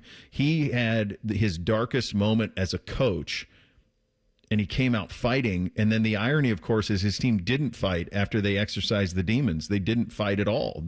Their fighting was a 20-play, 81-yard drive that took up 12 minutes of clock. Right. That's how they fought. Yeah, and it's really. And I know, you're judged on what have you done for me lately. That's the nature of this business. Coach Coop used to say it, you're only as good as your last win. Yeah. But I'm telling folks, and I have known this for a while, and you have known it for a while, this guy is, in my opinion, the best coach in college football. But I also told him he's an even better person. This guy is a good man. Yeah. He's a family man. And you root for people like that. Mm-hmm. But I'll tell you what, he loves his kids. He coaches them hard. But if I'm a college football player and I want to play at the highest level and play at the next level and have the best shot to play in the National Football League, I would come to Ohio State. And I think we are on the verge of seeing a dynasty, what he's doing here. I mean, we saw what Nick Saban did at Alabama. We saw what Kirby Smart had going at Georgia. I think that Ryan Day is doing all that and more. It's amazing. He's a young coach. You look at what he's got, and it's going to be interesting to see. Matt Patricia, I'm a huge fan of this guy. Yeah. I'm a huge fan of Timmy Walton. Those two guys work so well together. They have NFL experience. But, Matt Patricia is going to be a hot topic. He's going to be a hot product here. Mm-hmm. And it's going to be interesting to see what he does. He's got his kids are about ready. He's got one freshman in high school and whatever. And he seems, I just look at him and he's just always smiling. Mm-hmm. And you're talking about a guy, you don't get any bigger than what he was in the NFL when he was working for Belichick. Mm-mm. And they're winning Super Bowls. I mean, he's got 3 of them. But this guy just is what a great man and family man he is too. Oh, it's incredibly sustainable. Yeah, it is. And it's I did some out of market radio in Atlanta on Friday, and the host asked me, if you're Ohio State, who do you fear? And I initially, of course, said nobody. But then I was trying to think, like around the country, and I watched a ton of college football all season long, but this weekend a ton of it. There wasn't anybody that looks to me like they're humming. Now, this Indiana team is, and I think there's some brand bias that I've talked about a lot because you see that brand and you go, they can't possibly be real. I do think they're real. I like Ohio State covering the 4.5, 5.5 relatively easily, but at the same time, I don't know where that threat's going to come. And as long as they're healthy, I think they're going to be 5.5-point favorites against almost anybody they play at a minimum, Dom. Yeah, I agree with you. And, my take tonight on 10 TV is, and I've said this, it, I'm not a fan of these conference championships. But by this, I am intrigued by this one. I wish they were playing. I want to see them play, but I wish they were playing in the playoff where, it really means something. And I understand the Big Ten title means something. Mm-hmm. But, I don't know, you're talking about a conference now that's got 18 teams. We're talking about something where they're probably there's a really good shot that if they're both locks and they're both probably first round buys. We can agree on that. I agree. Right? Yeah, I do. So you're playing for seeding. Mm-hmm. So Ohio State will be number 1 or 2, right? They'll be the 1, and then they'll be number 1 with the win, and I think Indiana will be the 4, just so they're on other sides of the bracket. Right. But the thing is, there's a really good shot they're going to meet again in the playoff. Maybe. Yeah. I mean, there's a really good – I mean, that's why with the Michigan game, once Michigan ever gets back to being Michigan again, there's a good shot in this world they could play 3 times. Yeah. Oh, yeah. I mean, it's just... You got to get it fixed. I mean, it's just... And I don't want to say it's not important. It is. But in the grand scheme of things, do you really want to risk getting your players injured in this game? I know. I'm with you. That's what I'm saying. I mean, I look last year what Georgia had happened to their quarterback. Yeah, lost their quarterback, yeah. And, while I want to beat these guys, and I'm a little more optimistic than you. I remember what Ohio State did to them a year ago, and I understand that they've got, this highfalutin quarterback, but I don't know that he's played against the defense like Matt Patricia and Ohio State's. And I saw what they did to Michigan. Michigan came out, and, that defense, think about this, Bo. All the success Michigan had was in that first quarter, in the first couple drives. First drive, yeah. Yeah. And, they came out, and Matt Patricia and Timmy Walton and the defensive coaches, what they do, and it was amazing. I got to see it really up close and personal when I did sidelines, the 2 games, and it blew my mind. They've got those iPads, and these guys come off, and they're looking, and they're going, okay, they did this. All right, here's what we got to do. And they are making these adjustments on the fly. It's amazing to watch. It used to be they would do these adjustments at halftime. Not anymore, man. These guys are doing it right there. And, I saw what they did, and it just blew my mind watching how they did it in those 2 games. And then that's obviously what they did. You got that first drive. You got us. Maybe we didn't expect this. But then they shut it down. And you look at Bryce Underwood, I think he had, 64 yards total passing? Mm-hmm. Michigan had negative yards in the fourth quarter. Yeah. Negative. They had 163 yards total offense. Yeah. Dominated by this defense. And I think Indiana is in store for a rude awakening because, I saw what Ohio State did to them a year ago, and they were pretty pumped and liked their chances and all that. And I don't know. I think there's a little bit of okay, Ohio State, I think, wants to prove a point maybe too. Yeah. You got 30 seconds. What's the best bite of food you had over Thanksgiving holiday? Man, we had these cinnamon rolls that we made. Of course you did. Holy smokes. My son and I made these. God, little Dom. Oh, my gosh. He's not so little and anymore. And then Kels iced them. Oh, my goodness. Of course she did. God bless you. They were pretty good. Great. That was real. They were really good. They were pumpkin cinnamon rolls.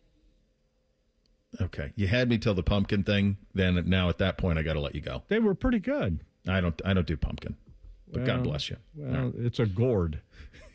It is a gourd. It's a gourd. I'll talk to you next week, buddy. See you, buddy. All right, there he goes. Dom Taberry, Channel 10 on the Bryant Heating and Cooling Systems Fan Guest Hotline. We do Thing or Not a Thing up next. Bishop and Friends right here on the Fan. Check off the wish list with instant savings and free battery offers on select steel tools. Shop online or in store.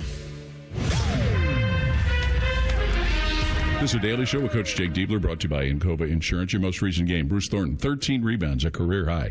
Jake, does that just add to all of the value he brings and all the different things he can do for your team? Yeah, it does. I mean, he was a warrior against Pitt, especially in the second half, and rebounding was an issue for us that game, and he stepped up and helped us out. We need a couple more guys to take that same approach, but it's who Bruce is. He's going to do whatever it takes to put us into a position to win. Okay, we'll have another comment in just a moment. Hi, I'm Archie Griffin, 2-time Heisman Trophy winner. The right coverage can be a game changer, both on and off the field. That's why Encova Insurance and their local independent agents are prepared for what's next and protect what matters most to you. Whether that's your home, car, business, or family, Encova's got your back with a policy that fits you perfectly. With local independent agents in your neighborhood and innovative insurance products that can be tailored to fit your unique needs, Encova's playbook is an easy win for your peace of mind. You can trust their team of agents to develop a strategy that's just right for you. And it's not just X's and O's. Your expert agent will guide you and provide insurance solutions so you can confidently manage your risk and count on a financially secure future. For auto, home, and business insurance, you want Encova on your team. Visit Encova.com today to find an agent near you. Encova is a proud sponsor of Ohio State Athletics. Go Bucks! Go behind the scenes of one of the most recognizable landmarks in all of college athletics with a tour of Ohio Stadium presented by Experience Columbus. A seasoned redcoat will be your guide as you make your way through walls of the stadium, into the press box, and onto the field. Upgrade to the VIP package and get special access to the band center and the Ohio State home locker room. From corporate outings and school groups to single-person tours and small families, Ohio Stadium tours offer a variety of options and pricing. For more information, visit ohiostatebuckeyes.com and book your tour. Ohio Stadium Tours, presented by Experience Columbus. At Ohio State, we are the never afraid to innovate teams and the improve people's lives teams. Together, we are the Ohio State University. On the subject of Bruce Thornton, with all of the things he does and all the minutes he absorbs, how has the addition, Jake, of Gabe Cupps, just in a general fashion, helped you with depth at point guard and helped give Bruce a break on the ball? It's been good. It's been good. Gabe plays the game with a high basketball IQ and a toughness, and it allows us to move Bruce around a little bit to make him harder to guard. So been really happy with the progress Gabe has made. He's got to continue to improve, and I think he will. One of the big pluses is his experience that he brings. Yeah, I think being an older guy who's got college experience is helpful because we don't have a ton of that on our bench, and so his game reps that he's had and being in a college practice for another year outside of the games he got as a freshman has been really good. Okay, that's the Ohio State Sports Network from Learfield. Toyota Thona's on, and there's no better way to get in the spirit of the season than with a new Toyota, like the best-selling Toyota Camry. Now through December 1st, get 4.75 APR financing on remaining new 25 Camrys. Or lease a new 26 Camry LE for $269 a month for 39 months with $36.99 due at signing. With approved credit through TFS. Tax, title, and license extra. Call 1-888-36-TOYOTA for details. Or go to Toyota.com. Toyota. Let's go places. 'Tis the season to be hungry at Roosters. That's why for every $50 spent on Roosters gift cards, you'll receive a $10 Rooster Buck back in your stocking. May your holidays be filled with friends and family, love and laughter, and of course, Roosters Wings. Go to roosterswings.com today or drop by any Roosters location to purchase your $50 holiday gift cards and receive a $10 Rooster Buck in return. Happy holidays from all of us at Roosters. Roosters, a fun, casual joint. Would you enjoy watching a football game if the officials were paid a bonus for every flag they threw? Or a basketball game where the refs got paid for every foul they called? Okay, how about hiring a furnace and AC company that pays its technicians by the number of parts they can sell you?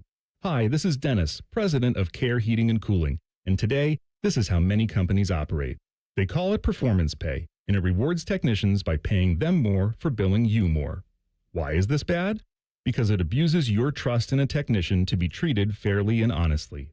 At Care, we've been family-owned for 31 years and have always paid our technicians by the hour for repairs. We'll show you exactly what needs to be fixed and why, and give you our low upfront cost before we start. And unlike other companies, our technicians will never be rewarded for throwing more flags. Our Central Ohio-based staff is here for you 7 days a week. Care Heating and Cooling. Book an appointment online at careheatingandcooling.com or call us at 1-800-COOLING. When you need a company you can trust. Bishop and Friends is sponsored by Diamond Seller, your true jeweler for over 75 years. The Fan, Ohio sports destination. We'll read your emails on the air, but we won't tell you where to send them. Hey, we're not doing all the work for you. This is Bishop and Friends. All right, time for a little thing or not a thing on a Tuesday. Hit it, fellas. Thing or not a thing. Sponsored by Billiards Plus. Find your next grill and everything you need for the master griller. Billiards Plus on Dublin Center Drive in Dublin. Buckeye royalty Chris Carter's got a podcast. On his most recent episode, Fully Loaded, the Buckeyes Hall of Famer had some pretty high praise for the Silver Bullets. Ohio State's the most talented team. Okay. And their defense is the best unit in college football. Okay. And they have like a legendary defense. Like it will go down. I mean, they're giving up 7 points a game. That was disgusting. I mean, depends on how you look at it. Mm-hmm. I mean, their defense is filthy. And at every level, we were worried about, okay, how are they going to rush the quarterback? They lost 2 top draft picks on their defensive end. Man, Matt Patricia, man, he's the most valuable coach. He's coach of the year in college football. Because what he did with that unit and the way they play. Thing or not a thing? It's accurate thing. It is a historic defense. It is a legendary defense. Matt Patricia is going to win the Broyles Award as the offensive coach of the or the assistant coach of the year in all of college football. The one thing that makes it all possible, though, is it's the perfect mix of elite talent and then incredible intelligence.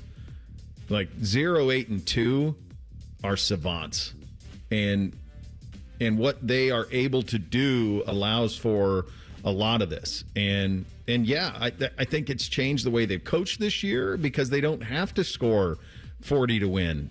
I think they know that if they score 21 and a half against anybody, they're going to win the national title. And I think that's I think that's allowed for the way they've approached this entire season. So everything he said, if this was the real truth, it's all the real truth. I think we've all thought it, but I think it's just different when it comes from someone like Chris Carter, who was so great at what he did and obviously knows really good defensive football because he's gone up against some really good defenses in his life.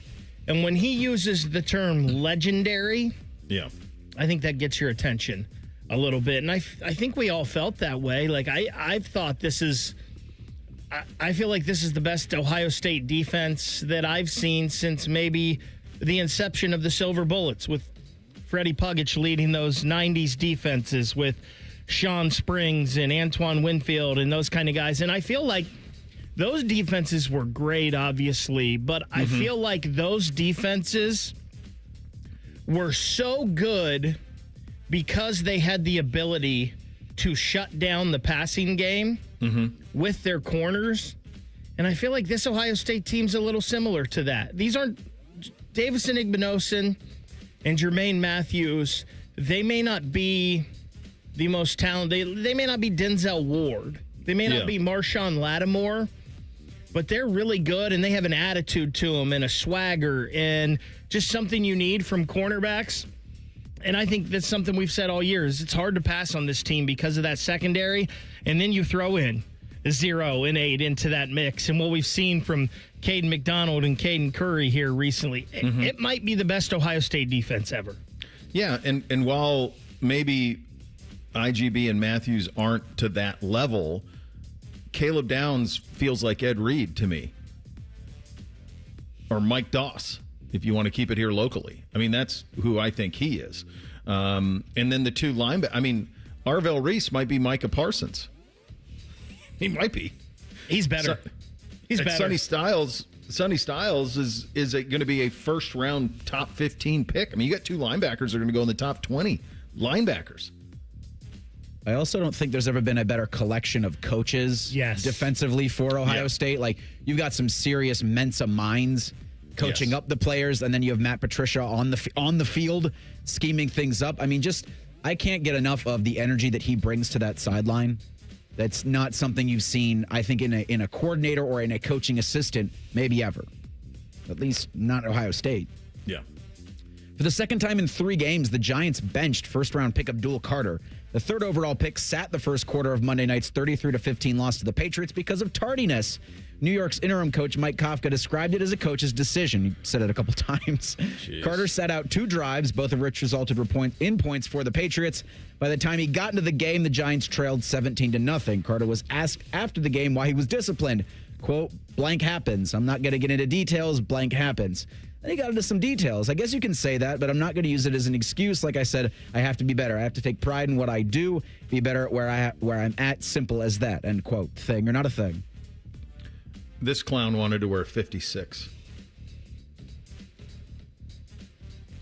for the Giants. He thought he should wear 56. Kindly leave. Just stop it. Like, they've had issues. He hasn't done much all year, and now you got this. I mean, I saw red flags with him as soon as I want to wear 56. Go somewhere else. Arvell's better. Yeah, he is. He's better than this. I remember everybody saying not only was Cleveland crazy for not drafting Travis Hunter, they were also crazy for not drafting this guy. And it seems like he's kind of been a problem since then. And I don't know if it's a Giants issue. The Giants seem to be, the record's not good, but they seem to be maybe have an attitude with Jackson Dart and Cam Scattaboo. Abdul Carter doesn't seem to be on board. That dude's got a sack and a half on the season.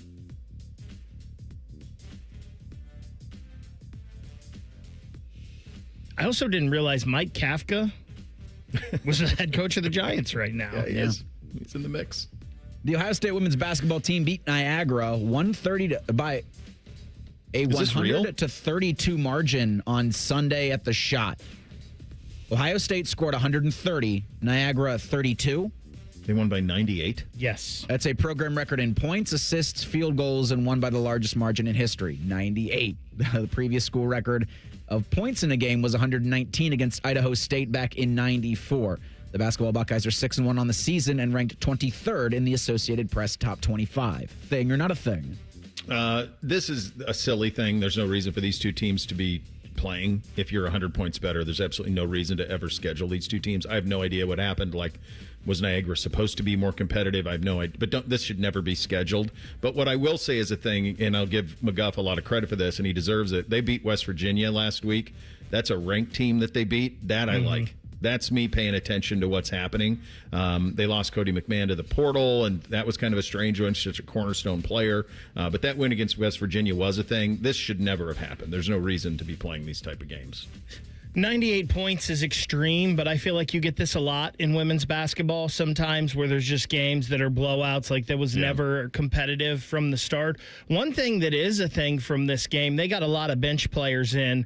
I bet. And Bryn Martin, I forgot that she was at Ohio State. She was initially committed to West Virginia, I believe. She's a girl from Springboro. 2 years ago at the state tournament, she scored 38 points in a state semifinal, which was, I believe, the most ever in a D1 state semifinal before. Bryn Martin can score the ball a little bit, and she had, I think, 25 in this game, so that was pretty... I forgot that they had picked her up. Jelani Cambridge is the straw that stirs the drink, but Bryn Martin's someone that you may watch for this Ohio State women's basketball team the next couple of years. Yeah, he's got a great program. They've been in the mix for most of his tenure and been very competitive into March, so very cool to see. Final hour of the program coming up next. Scott Dochterman around college football at 11:30. We kick it off with the NFL Blitz. Bishop and Friends right here on The Fan.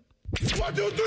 Here in The Fan is always football o'clock. Proud to be your home of the Buckeyes, Browns, and all the NFL games you can handle. The Fan. Plumbing problems? Logan Services is here to help. We offer free estimates on water heaters, water softeners, sewers, and drains. Don't stress. Instead, take action and book your free appointment now. Logan Services. Lights are going up, snow is falling down. There's a feeling of goodwill around town. It could only mean one thing. McRib is here. McRib season is here at McDonald's. Right now, enjoy a McRib and pair it with our world-famous fries and an icy cold Dr. Pepper at participating McDonald's for a limited time. McRib is here. Ba-da-ba-ba-ba. Drive into fall with a fresh start from CME Federal Credit Union. Let CME try and beat your current auto loan rate by 1.5% APR and enjoy no payments for 60 days. Take your current ride into the season stress-free. Terms apply. APR as low as 4.99%. Visit CMEFCU.org. Hey, it's Austin Ward. You know when you grow a beard or cut your hair and the mirror surprises each day, then it fades? Well, here's what doesn't fade. Seeing this thinner version of me staring back every single morning. 2 years after dropping 50 pounds with Awaken 180, I'm still doing a double take. And let me tell you, it feels awesome. Awaken 180 didn't just change my weight, it changed how I see myself, literally. I dropped my 50 pounds during the holidays. It's the best time to start, in my opinion. What's stopping you? Awaken180weightloss.com. Hey Columbus, Retail Rush is celebrating our grand opening. Designed with you in mind, Retail Rush offers great deals on name brand products at up to 90% off retail prices with fast, easy pickup that fits your schedule. Bid on great deals at Retail Rush for products like home decor, lawn equipment, and much more. Sign up now at retailrush.com, start browsing, and bid now. Retail Rush. Deals made easy. Bid now at retailrush.com. It's the year-end sales event with the Ford crew. It's sales event time, Sam. Temperatures are dropping, but the deals are just getting hot. Time for our annual Ford Holiday Gift Guide. Oh, yeah. Hard to go wrong with great deals on trucks and SUVs from Ford, America's all-time best-selling auto brand. Don't forget the first rule of holiday gift giving, Hank. What's that, Sam? Always remember to treat yourself, too. Well said.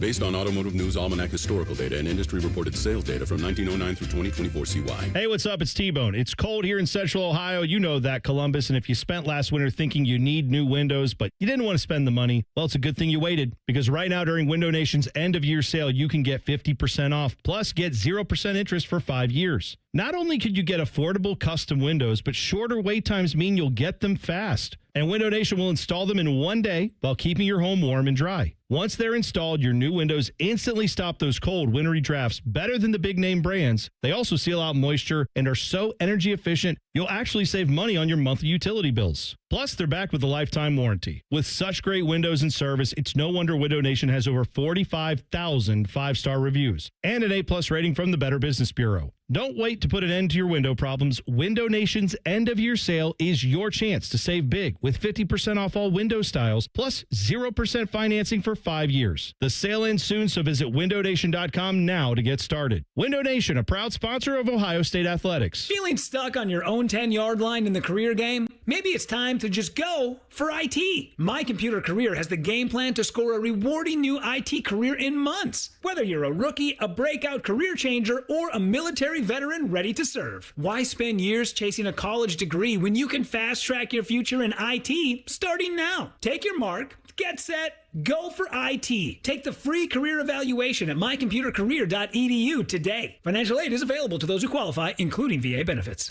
Broadcasting from the Lindsay Honda Studios. Honda makes the cars, Lindsay makes the difference. Visit lindsayhonda.com. WBNS-FM, HD1 Columbus.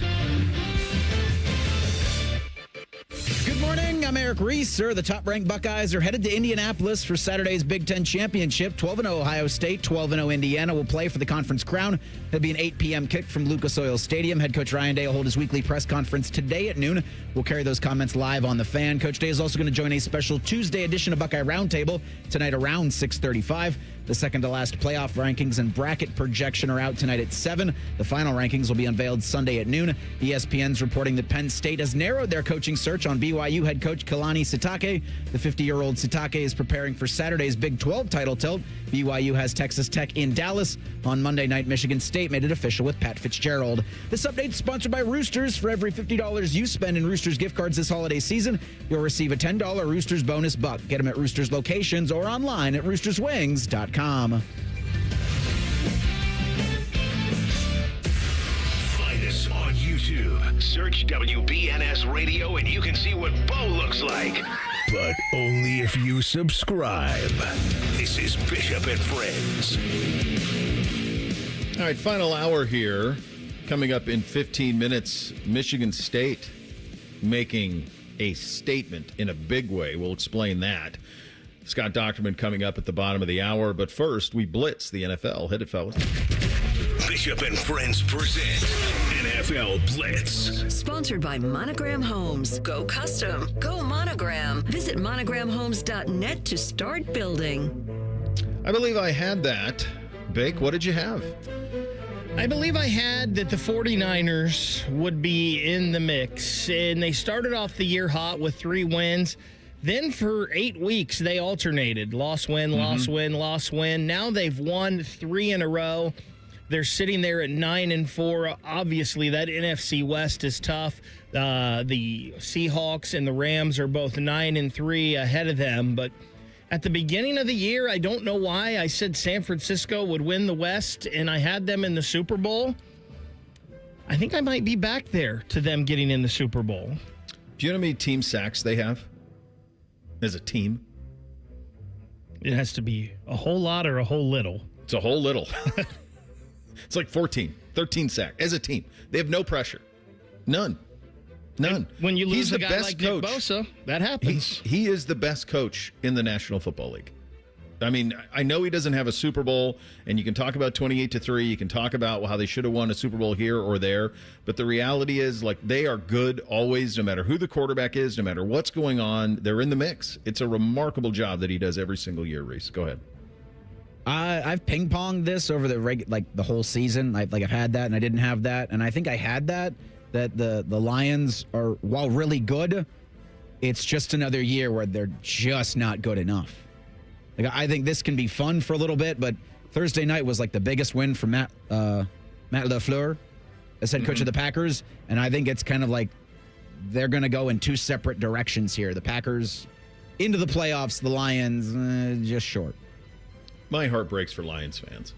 I mean, like, last year was the year. The Frank Ragnow news is like, can you catch a break? They can't. Yeah, I believe I had it. The New England Patriots are legitimately good. They have an MVP-level quarterback, and they have a culture tornado in Mike Vrabel. And as much as we hated him for 20 years, get used to it. Get used to it. They're not going anywhere. But, guys, they don't even really have weapons. They haven't even really started drafting. But you knew that hire, and you knew that Mike believed in Drake May by the fact that he took that job. And that's all you needed to know. I did not have that. What did you not have, Bake?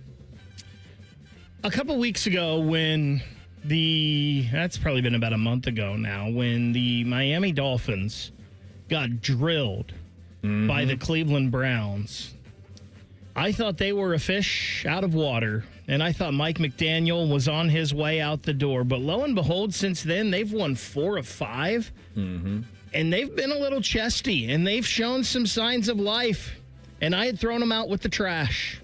Yeah. Shame on me. He's done a nice job. I didn't have the Bengals defense kind of bowing up the way they did last Thursday night. Like, I know, we've said it a lot on this show that Joe Burrow is the tide that rises all boats. But boy, did he. I mean, I don't know if that's the effect he had or if there's something seriously wrong with Baltimore's offense. Probably a little bit of both, but that Bengals team can make some noise in the latter part of the season. I did not have this bounce back for the Dallas Cowboys. Was rooting for him. I like Jerry Jones a lot, but I thought they went to Denver and got bombed, and then they lost at home to Arizona, 27-17. I just went, okay, lost season. Since then, they've won 3 in a row against the Raiders. Okay, nothing to be proud of there, but they beat the Eagles at home, they beat the Chiefs at home, and now they're at the Lions on Thursday night with a chance to win their 4th straight and be absolutely in the mix in the NFC. And with those 2 receivers, nobody's going to want to play them. Nobody. And I did not have that. Player who impressed, Reese. I'm sorry, Bake. It's the Bengals defense. I give it to them as a whole. 5 turnovers against the Ravens, holding the Ravens to 14 points, and there may be issues going on in Baltimore, but they still have Lamar. They still have Derrick Henry. They still have Zay Flowers. They have some talented tight ends. That's impressive to see the Bengals do that. In a night that was Joe Burrow's return, I feel like the defense kind of stole the show. Drake May is a lot of fun to watch. Yeah. Like, he's a dude, bro. And they've got a quarterback and they've got a head coach that you can, I think, have a lot of faith in the postseason. Bryce Young went 15 of 20 for 206, 3 touchdowns, no picks, no turnovers, a quarterback rating of 147.1 against the team that I thought was the best in the NFL. Joe Montana. He's Joe Montana, kids. Just buckle up. That's just who he is. God. Awful. Player who disappointed, Bake. Abdul Carter. Dude, it's not hard. Be a pro. Yeah. Be a professional. You're getting paid a lot of money to play a kid's game, as we've heard a lot of people say here recently. Just don't act like a kid, dude. Do what you got to. Take care of your business. Well, I'll stick with the G-men. Jackson Dart, get out of bounds. He's not going to make it. No. He can't play that way. What are you getting ping-ponged around the field for? Like, no reason. He got depleted. Starting quarterbacks in the NFL cannot get depleted. They do everything to protect you. You can't do that. I love the moxie, and I love the effort and the toughness, but that's not sustainable. No, not at all. My MVP, Matthew Stafford. Dude, you're 10.5-point favorites. I got a cool G on the line with NBC. Handle your business. He had an interception inside the 10, another one in their own territory, and a fumble. He hadn't done any of that stuff, and then he chooses that game to do it? Matthew, I'm out here saying win the MVP. I'm saying put a gold jacket on you. All I need you to do, you don't have to cover. Just go handle business, for God's sakes. 3 turnovers? Come on, man. Bud Kilmer, honorary coach of the week, Bake. Who you got? Hold on real quick. How was that at your house when that was going on? Dude, I don't want to. I'm not in the mood. Okay? I'm not in the mood. He is so chesty. It's out of control. It's awful. I thought about going Mike McDaniel here just because of what we talked about earlier with the Dolphins, but a kind of similar situation. I'm going to go D'Amico Ryans. They picked up some momentum when C.J. Stroud was out. That defense is playing lights out right now.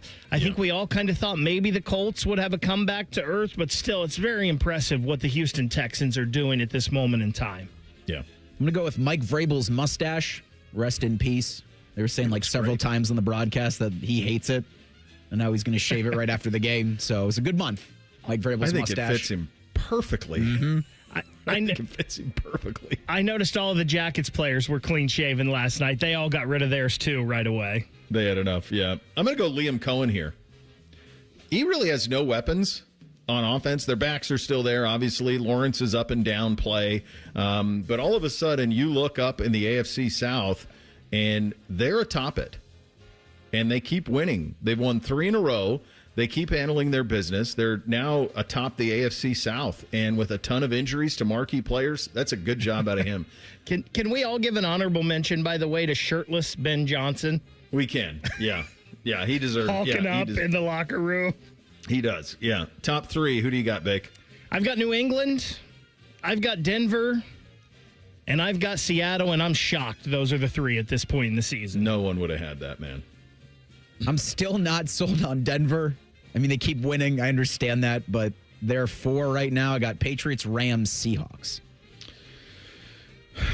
I went. The Patriots have won 10 in a row. The Broncos have won 9 in a row. So I have to have them in my top 3. They just keep winning, and I think the Patriots are legit good. I think we've seen it.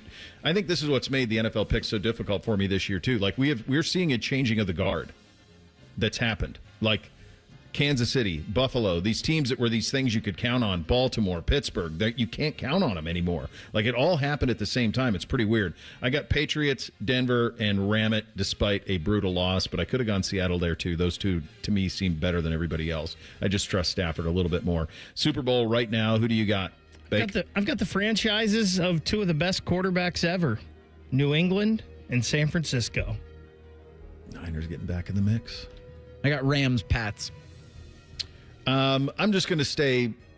I like the idea of 40 years, so I don't think that the Bears are one of the top 3 teams, but for this week, I'm going to go Patriots-Bears just so I can talk about the Super Bowl shuffle and just so I can talk about the fact that that was 40 years ago that those 2 teams played for a Super Bowl, and the idea that right now they're the 2 1 seeds, remarkable. And both coaches have done incredible jobs, Vrabes and Johnson. It's incredible what they've done. Both of our first football Super Bowl memories, right? That Super Bowl.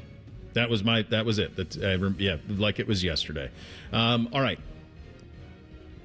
Welcome to Sparta. Michigan State throwing down a gauntlet on college football. We'll explain that and try to make sense of what exactly is going on at Penn State. It's all coming up next. Bishop and Friends right here on The Fan. We're the highest rated sports radio station in America. There's no joke there. We just are. The Fan, Ohio's sports destination. Shop Meijer's Cyber Deals November 30th through December 2nd and save a good deal more on the hottest gifts of the season, like 50% off JBL Tune Buds and Flex, Beats Solo 4-on-ear wireless headphones for $129.95, and JBL Grip portable speakers for $84.95. Low prices on presents they'll love. That's the gift-giving good life at Meijer. Cyber Deals are available in the Meijer app or in store. Exclusions apply. Care Heating and Cooling. When you need a company you can trust, call 1-800-COOLING. Skyline's Mac and Cheese 3-Way is back.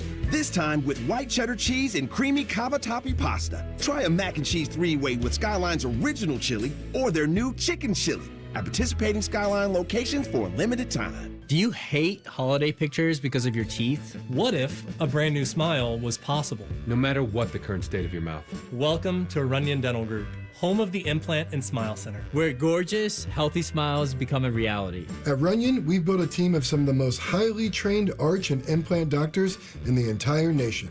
This isn't an ordinary dental practice. We believe that everyone can have a great smile, Including you, especially you. Your new smile is waiting at Runyon Dental Group. Millions of fans agree. This Christmas tradition rocks. Trans-Siberian Orchestra, live in concert, presenting The Ghosts of Christmas Eve, the best of TSO and more. December 23rd, 2 shows, Nationwide Arena. Tickets on sale now at Ticketmaster.com. Trans-Siberian Orchestra. A portion of the proceeds benefits the James and Heather Pick Music Program. In Columbus, how you roll up on game day matters. And with Polestar are redefining the driving experience. The Polestar 3 isn't just an electric SUV. It's an SUV that drives like a sports car. Precise, powerful, silent enough to hear the crowd before you see the stadium. Drive it today at Polestar Columbus. Or visit polestarcolumbus.com for a test drive and to learn about our competitive lease offers. Ryan Day's Buckeyes head to Indy for a Big Ten title matchup against the Indiana Hoosiers. Live fan coverage starts Saturday at 2:30 with the Kick at 8. Turn down the TV and turn us up, the home of the Buckeyes, The Fan. Hey Columbus, Retail Rush is celebrating our grand opening. Designed with you in mind, Retail Rush offers great deals on name brand products at up to 90% off retail prices with fast, easy pickup that fits your schedule. Bid on great deals at Retail Rush for products like home decor, lawn equipment, and much more. Sign up now at retailrush.com, start browsing, and bid now. Retail Rush. Deals made easy. Bid now at retailrush.com. Hello, it's John Kozik, founder and president of TurboTrack Realty, and I buy real estate as is fast for cash. Give us a call today for an all-cash offer at 614-470-2000, 614-470-2000. I buy vacant properties, inherited homes, divorce situations, death in the family. I even buy my tenants won't pay me the rent houses. Give us a call today for an all-cash offer at 614-470-2000, 614-470-2000. You can stream the game on your phone while you're gardening. You can stream it while you walk the dog. You can stream it at a trampoline park. You can even stream it at a monster truck rally. But the second you get behind the wheel, the game's over. Remember, Ohio, phones down. It's the law. Fan weather. From the Logan AC and Heat Services Weather Center. Skies turn mostly cloudy for us as we go in the rest of the day today, but it will be chilly with temperatures only getting up into the low 30s. And then for tonight, a cold night ahead with mostly cloudy skies and lows down into the 20s. For Wednesday, a mix of sun and clouds, and daytime highs, well, they're going to struggle to get out of the mid to low 30s. For The Fan, I'm meteorologist Meredith Garfalo with the 10 Weather Impact Forecast. During this 10-second promo, Rothman will lose money gambling on something. People like you come here and blow the family nest egg that built this town. Rothman and Ice. Weekdays from noon to 3. The Fan. Connect with the show on X at 971BFS. Jump in our YouTube chat or just send a raven. You're listening to Bishop and Friends. Indeed you are, and get ready to play, win, and celebrate big. It's El Dorado Scioto Downs, your ultimate Caesars Rewards destination. With Caesars Rewards, you're going to rewards every time you stay, play, dine, or shop. And not just here, but at over 50 Caesars Rewards destinations across the United States. From unforgettable getaways to incredible culinary experiences, members enjoy exclusive perks and benefits that make every visit worth it. At Scioto Downs, the excitement is non-stop. Take your pick. More than 1,700 of the hottest new games. Sip on award-winning craft brews at the Brew Brothers Microbrewery, or dive into Guy Fieri's Trattoria, home of the out-of-bounds 68-layer lasagna, and the energy just keeps building, guys. Scioto Downs has been chosen to host the prestigious Breeders' Crown in 2026, featuring 12 championship races. It's one of the biggest events in harness racing, and it's coming right here to town. So come experience the action, the rewards, and the unforgettable moments that are waiting for you at El Dorado Scioto Downs, a Caesars Rewards destination where the rewards never stop. Must be 21 or older to gamble. Gambling problem? Call 1-800-589-9966. Visit Caesars.com/side of downs for details. This is noteworthy. This is very noteworthy. Michigan State Athletics.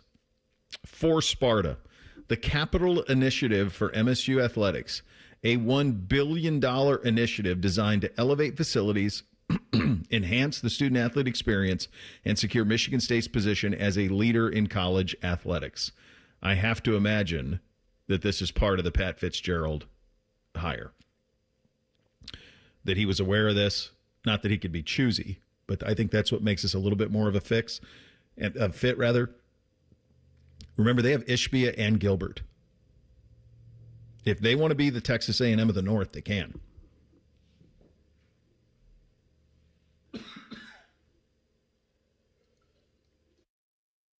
That is a lot of money to throw around from those two. A lot of money to throw around. Kind of goes to the trend with what you saw Florida and Ole Miss and LSU when they were all trying to land or keep Lane Kiffin, how there was the money out for the contract and then the money that they were going to set aside for future roster additions.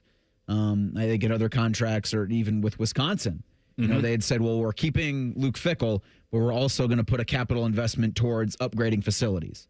Yeah. So all of this kind of, you know, is a trend. I mean, because college football's pretty copycat where everybody's looking to say, all right, yes, well, we're going to have a new coach, but we're also going to explicitly tell you that money will be put towards the roster. Money will be put towards the facilities in a manner that hasn't been done before. Dude, they could put money to roster that could match anybody. Yeah. If Ishbia and Gilbert want Michigan State football, and they've proven in the past that they have, if those two, and they don't like each other, it's That's crazy. the thing. Like, you got to pit them against each other, and then you're who can give the most? Exponentially more money raised. Like the only thing they have in common, well, they have the fact that they both are billionaires, the fact that they're both mortgage guys, the fact that they both love athletics at Michigan State, and they both will give to it. Like if they want to be great at football and men's basketball, like that, they can be. They could have a $100 million roster next season if they want. Those resources. And the ability to have $1 billion for the facilities. I mean, just think if we had to try to do that. Like if you had to come up with $1 billion to retrofit Ohio Stadium and get it up to speed of where it needs to be, it's not as easy as it used to be to raise $1 billion. I think $250 million already raised, guys.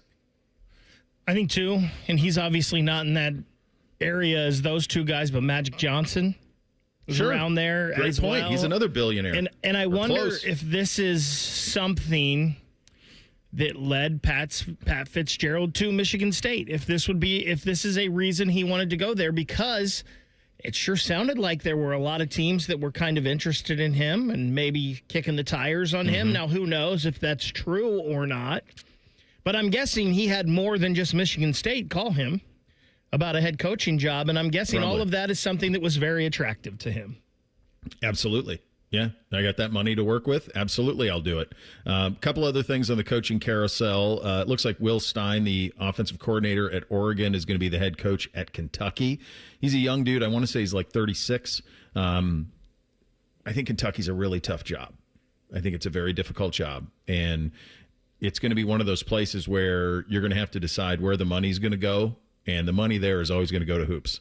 So that's going to be the priority, and then football is going to come in a distant second there for them. So I don't really think – I think that, honestly, what Stoops had going there for the longest time, to me, that's the ceiling. And I know people down there would say that they expect – no, to me, that's the ceiling. Make bowls, be above 500, that's the ceiling at Kentucky. I think it's a little better here, but is Kentucky football Ohio State basketball? Yeah, you could argue that they're – you know. Yeah. I mean, I think it's fair. And if you've been down there, you can kind of get the feeling of it, of how the two are opposite of each other. The other, and I got a text last night from a buddy of mine, Penn State guy. What are they doing? So he goes, you could have a coach by tomorrow. And I'm like, really? Because I haven't heard anything. I said, what's going on over there? And all he texted me back was BYU. So that's Kalani Sitake. He's the coach at BYU. He's been there since 2016, and now I wake up this morning, I see the report out of ESPN that he's the front runner for it. He's been wildly successful there. I mean, he took the job in 16. He goes 9-4, 4-9, 7-6, 7-6, 11-1, 10-3, 8-5, 5-7, 11-2, 11-1. They'll play for a Big 12 championship on Saturday. He is a BYU alumnus. He played there. He has I was just looking at this. He has, from what I can tell, no experience east of the Mississippi. Not even close. I don't even know if he's got any experience in the Central Time Zone. It's all Mountain or Pacific Time Zone his entire life. So it's a bold hire. I don't know him well, but what I've seen of him, and it's basically just when game day's there, Big Noon is there, and you're able to kind of get a feel for kind of what he's done. He's impressive. He's a formidable dude. Big dude, formidable, man's man, all of that stuff. But it's a massive gamble for someone who has no ties. Now, you could say, well, Nick Saban had no ties in the South, and Urban had no ties in the South, and you're really hiring the man, and I think that's I think that all of that makes sense, and I'm for all of it. But I didn't see this one coming. And it feels like they've been centered on him for a long time, because the Chesney guy, who was the other guy who had Pennsylvania ties, he's going to UCLA. Yep. So it seems like this is their guy. And if he decides to stay at BYU, then do they just bring Terry Smith and take the interim tag off of him? Because Penn State's bowling. I think I saw CBS project Penn State to play OU in the I can't remember the name of it bowl. But the Crumble Cookie founder, Jason McGowan, is a BYU alum, and he had this tweet last night: "Some people are not replaceable. Sounds like it's time for me to get off the sidelines and get to work." And he started to raise awareness and kind of some scuttlebutt online about they got to keep Sitake. They've got to do everything they can to keep him in Provo. And if they can, I guess, match it, right? Like, you don't know what his why is. Yeah. We have no idea. I mean, it's kind of like the Kiffin thing. Like, Kiffin's why was obviously, his why, I think, was multiple. But I think all the reporting out of that job was that Ole Miss offered him the same, that it was in the same as what LSU did. So I don't think it was about money for Kiffin. I think what it was about for Kiffin was, can I go win a national championship at Ole Miss, or can I win one at LSU? The other thing you have to remember with the Ole Miss LSU conversation is Oxford, Mississippi is a town of less than 30,000. Okay, it is a small town. Baton Rouge is now upwards of 1 million in the metro. So lifestyle-wise, it's a much different lifestyle in terms of how you want to spend the next decade or so of your life. So I think that's part of it. And I think that's the thing with Sitake you have to kind of wrap your head around, like, what's his why? I'll be honest with you. I had forgotten his name. I knew his face, but I couldn't have told you his name if you'd asked me before last night. So who knows what his why is? I will say this. I think recruiting Penn State is similar. Obviously, there's no religious aspect, but a similar job of recruiting BYU. It takes a very specific player to want to go to Happy Valley. It takes a very specific player to want to play at BYU. So I think that part probably lines up. But give each 30 seconds. What's kind of your view if it is Sitake at Penn State? The same, I think, as if they hired Terry Smith. I don't see it working with... Because it's kind of like... You got to be careful. No. He's obviously a really good football coach, but I feel like this would be a disappointment to the fan base. I feel like, especially with you had been saying they've got their guy. They feel like they've got their guy. I don't think this was their guy. So they didn't have their guy. I think it was. I think it was him and Chesney all along. They were not in on the Kiffin stuff. They weren't in on other things. How'd they get scooped by UCLA then? Well, I think they like this guy more. I think this was their guy. He's a great coach, and I think he'll win wherever he goes. But to build Penn State to where they think that they should be, that would be tough. Because if he does come from BYU, then he's bringing his guys with him. And are all of them just having coached in that time zone, in that area, in that part of the country, then you're recruiting the East Coast. Yeah. It's fish out of water, Reese. For sure. For sure it is. We'll get some perspective on all of this. Our buddy Scott Dochterman of The Athletic going to join us in 2 minutes. Bishop and Friends right here on The Fan. Men, we hear it all the time. A man comes in to get his erectile dysfunction treated, and very soon thereafter, he tells us that his relationship is renewed. This is Jeff for Tri-State Men's Health, and you should know that ED doesn't just affect you, it also often affects your partner. They can feel undesired, unwanted, they may even feel like you don't love them anymore. At Tri-State Men's Health, we've successfully treated thousands of men for ED with protocols that have success rates as high as 90%, which means if you're like most men, we can get you back to the guy you used to be. You could even last up to an hour or more and find you're performing like you haven't in years. So call us today and give your partner the gift of renewed love. Your first visit is only $99 and includes blood work, a medical consult, and if medically advised, a test dose. And if that test dose doesn't work in our office, your visit is free. Call 800-900-9654 or go to tristatemenshealth.com. That's tristatemenshealth.com. We have 2 convenient locations in the area to serve you in Hilliard and Westerville.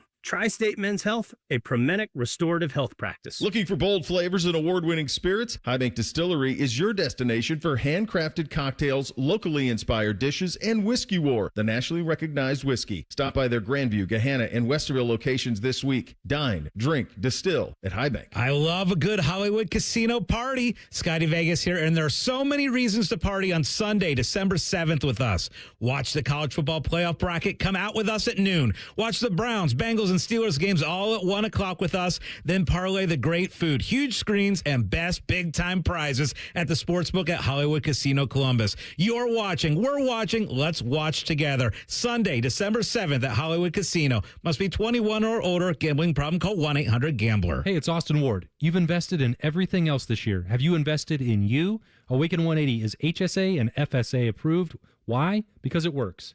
Make your tax-free investment in yourself pay you dividends every single day. Awaken180weightloss.com. The Fan Guest Hotline is sponsored by Accurate Heating and Cooling and Bryant, doing whatever it takes to keep you and your home comfortable. The Fan. Our top men are working on everything except this show. We have top men working on it right now. Who? Top men. You're listening to Bishop and Friends. All right, time to head out on the Bryant Heating Cooling Systems Fan Guest Hotline. Conversation with our good buddy Scott Dochterman, covers college football and the national scene at The Athletic. Scott, thank you so much for taking the time. I guess we finally had it. We had a situation where the calendar really threw a monkey wrench in championship weekend and rivalry weekend with the Kiffin stuff and then all the coaching hires that happened after it. You talked to some of the most powerful people in the sport. Is there substantial conversation on getting this calendar sorted out finally? It has to happen. And yes, there's been some discussion of it, but I think that this needs to be the impetus for it, because when college football kind of shifted away from the bowl structure, and really the Final Four was one thing, but now that it's a 12-team playoff and it's expected to grow at some point in the future, you've got to make this the centerpiece event, kind of like March Madness is.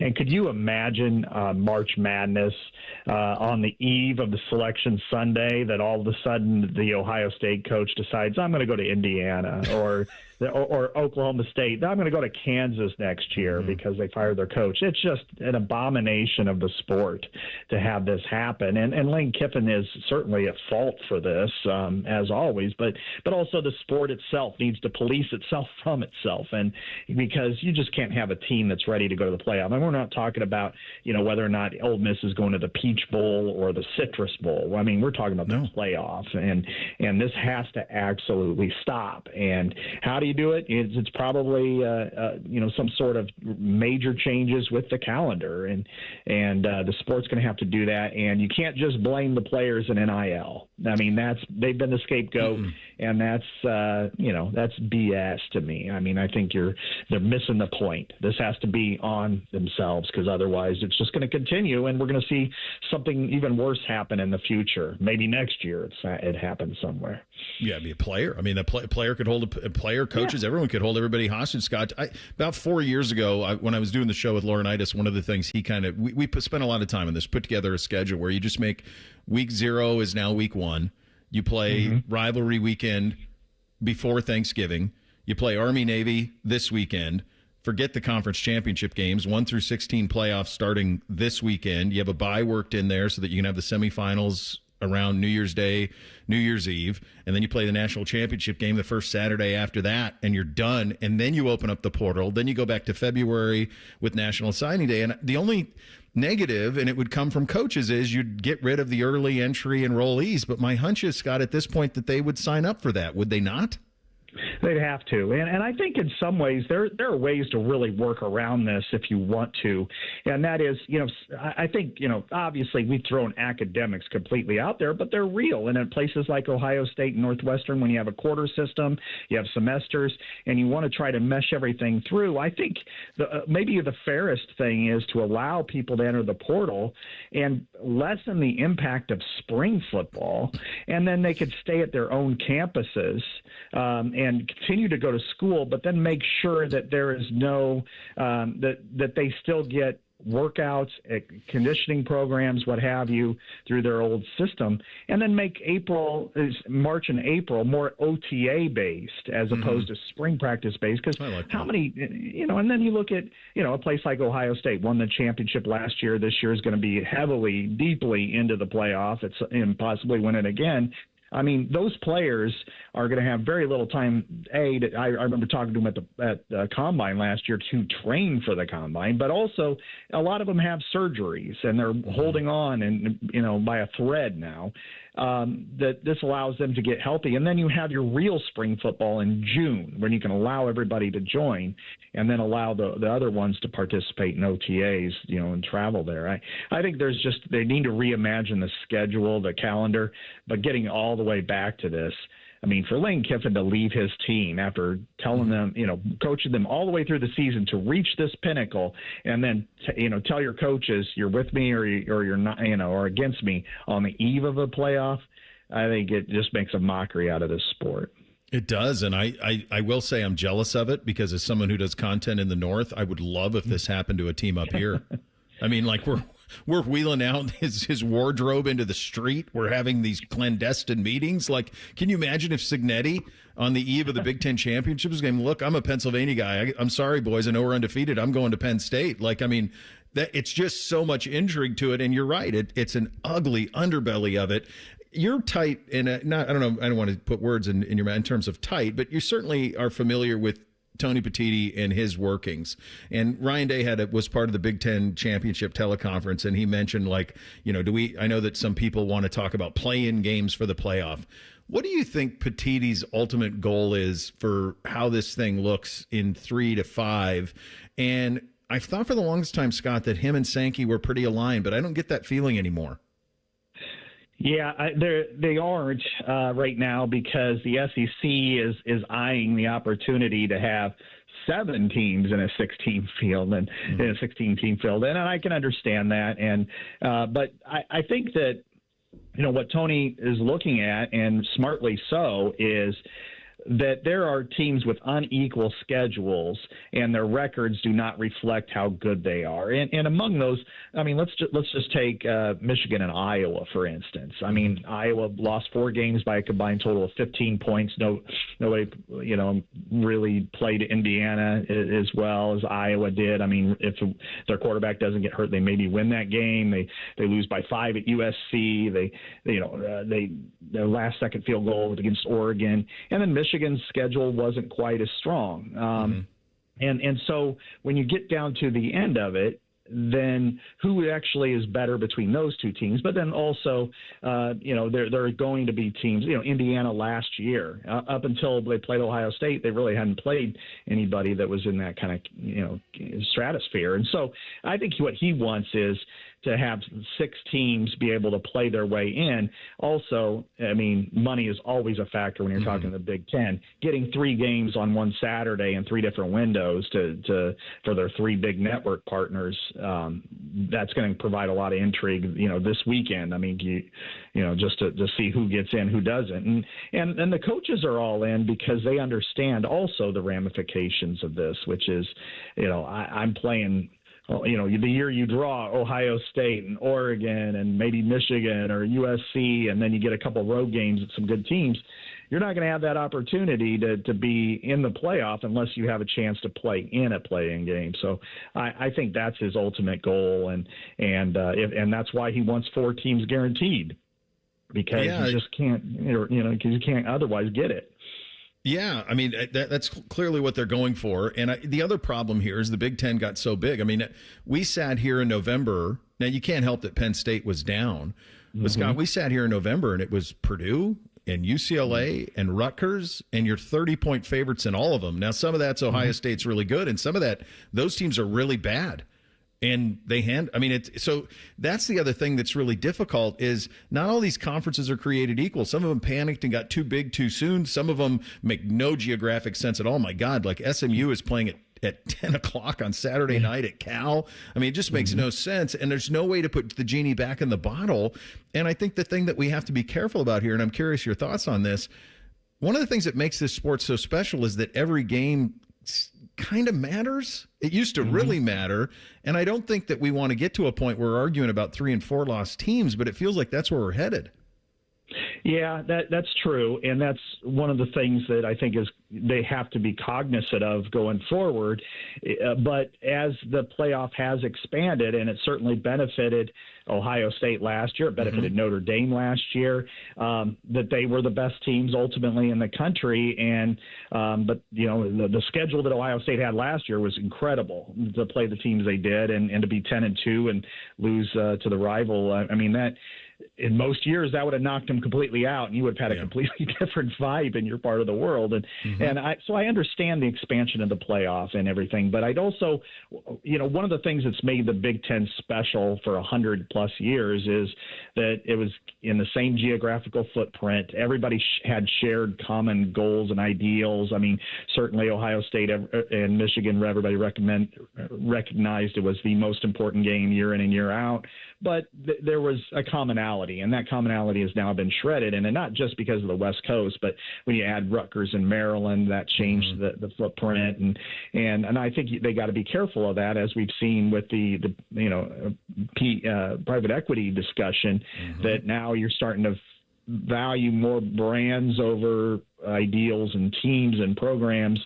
And then how much, in the future in 10 years does 4 or 6 of them decide, you know what, we can make more money if we shed the rest and go off on our own. And you want to avoid that at all costs. But I do think that, that is something that with an 18-team league, you're only going to play half those teams on a given year. Absolutely. I'll get you out of here on this one, buddy. You've seen Indiana up close. What is your read for Saturday? I think it's going to be an outstanding game. I mean, you look at Indiana's, offense, and I think schematically, when you just take the schematics of it, I don't know that there's anybody better. I mean, to be able to put together the spacing of the field with Surratt and with Omar Cooper and the way Fernando Mendoza really is able to define those spots, that is articulate of a scheme as you're going to find. And then on the other part is they run the ball so effectively, and it's a slam ball style. I mean, they're physical too. So they're going to, but they're beating their greatest test. I mean, Ohio State's defense is the best in the country. So that matchup is rich. And then, but I do wonder how Indiana is going to cover Ohio State. The tandem for sure of Smith and Tate and the way Julian Sayan's playing this year, they haven't, even Oregon didn't provide that kind of a test. So, I mean, I probably like the Buckeyes by 3, but I think this is a much better game than last year.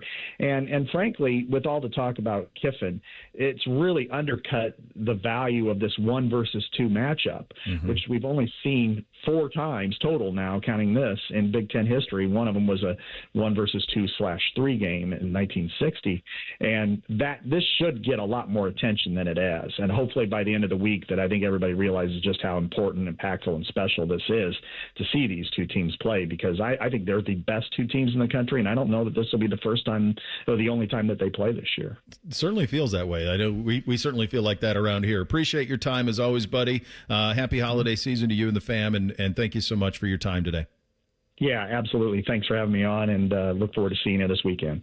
There it goes. Scott Dochterman, college football on the national and Big Ten scene at The Athletic, joining us on the Bryan Heating Cooling Systems Fan Guest Hotline. Get you 3 things on a Tuesday up next. Bishop and Friends right here on The Fan. If you want thick, healthy, gorgeous hair, then you need Hair Volume from New Nordic. Available online at Amazon and NewNordicUSA.com or in the hair care aisle at your local CVS. The Daily Ryan Day Show is brought to you locally by your Central Ohio Toyota dealers and by Hyde Park Prime Steakhouse on the Fan, Ohio's sports destination.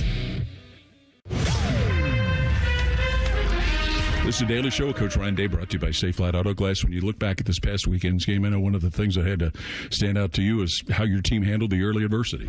Yeah, it wasn't the start we were looking for sure. And, we wanted a fast start in that game. We felt like, that team in particular wasn't a team that, did a great job when they were coming from behind. So we wanted to jump on them early. So, that was not in the plans, obviously. But what I thought was impressive was that, again, nobody panicked. Defense got to stop, held them to 3. We get the turnover. They come sprinting back on the field, held them to 3. We knew there were going to be storms in this game. We knew that was going to happen.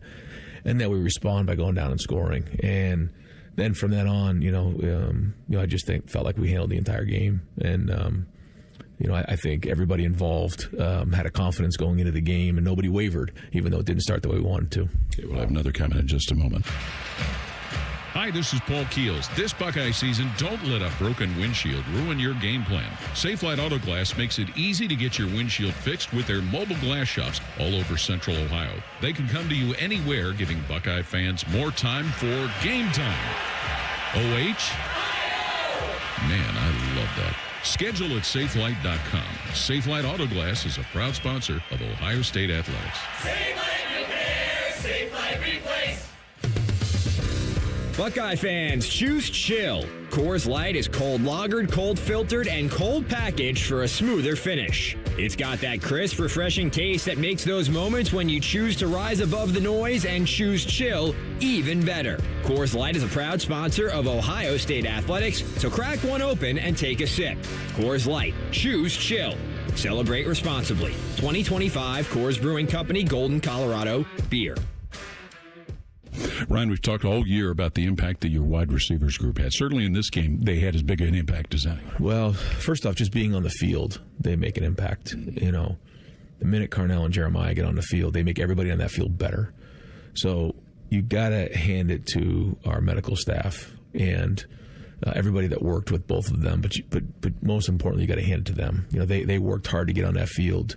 And they were going to play in this game. They were determined. They had a look in their eye, and it was just impressive to see when they made up their mind, like they willed it to happen. And look at the impact they had on the game. Not only, early in the game, but even late in the game when it was snowing sideways and we were running the football.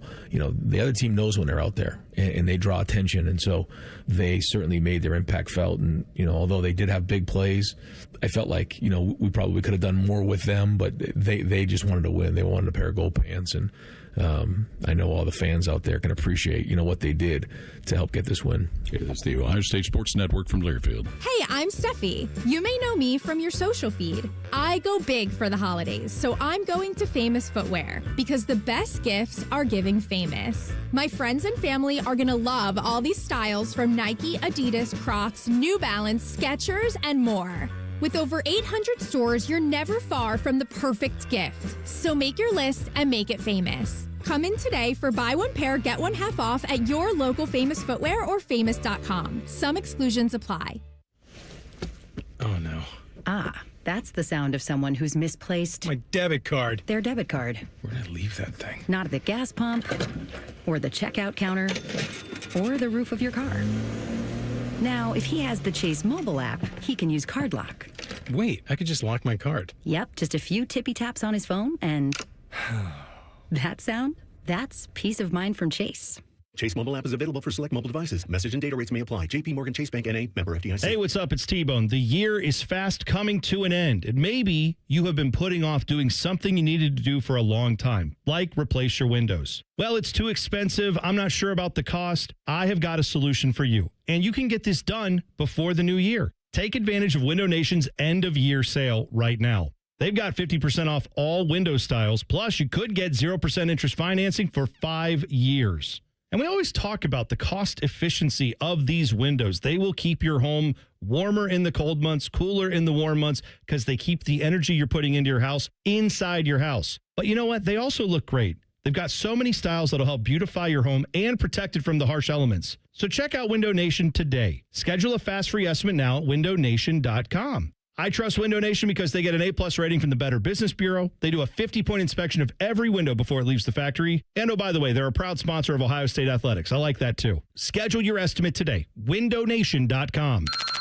Bishop and Friends is sponsored by Diamond Seller, your true jeweler for over 75 years. The Fan, Ohio sports destination. 10 feet tall and bulletproof isn't just a saying, it's a way of life. You're listening to Bishop and Friends.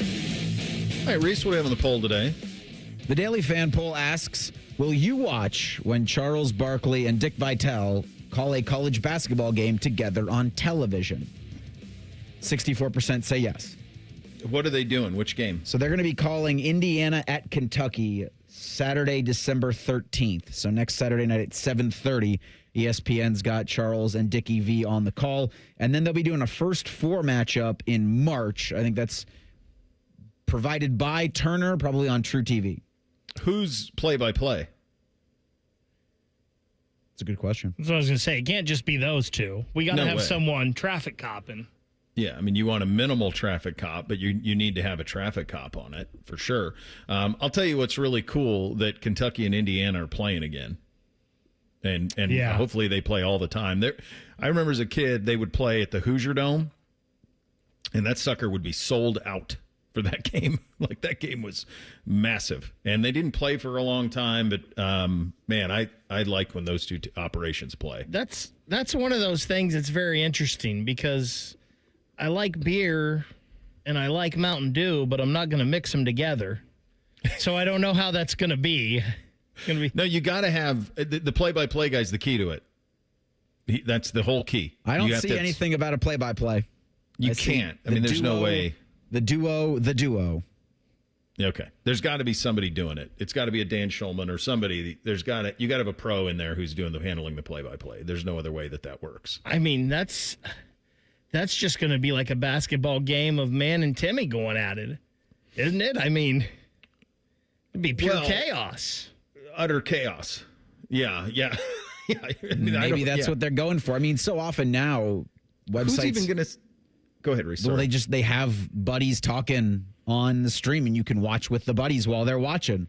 Like Barstool does it. A couple other places will have that. So kind of going to be like that, where you're watching the action. You can kind of see what's going on, and Dickie V and Chuck will give you their thoughts. Dickie V is so trained, though, as a color guy.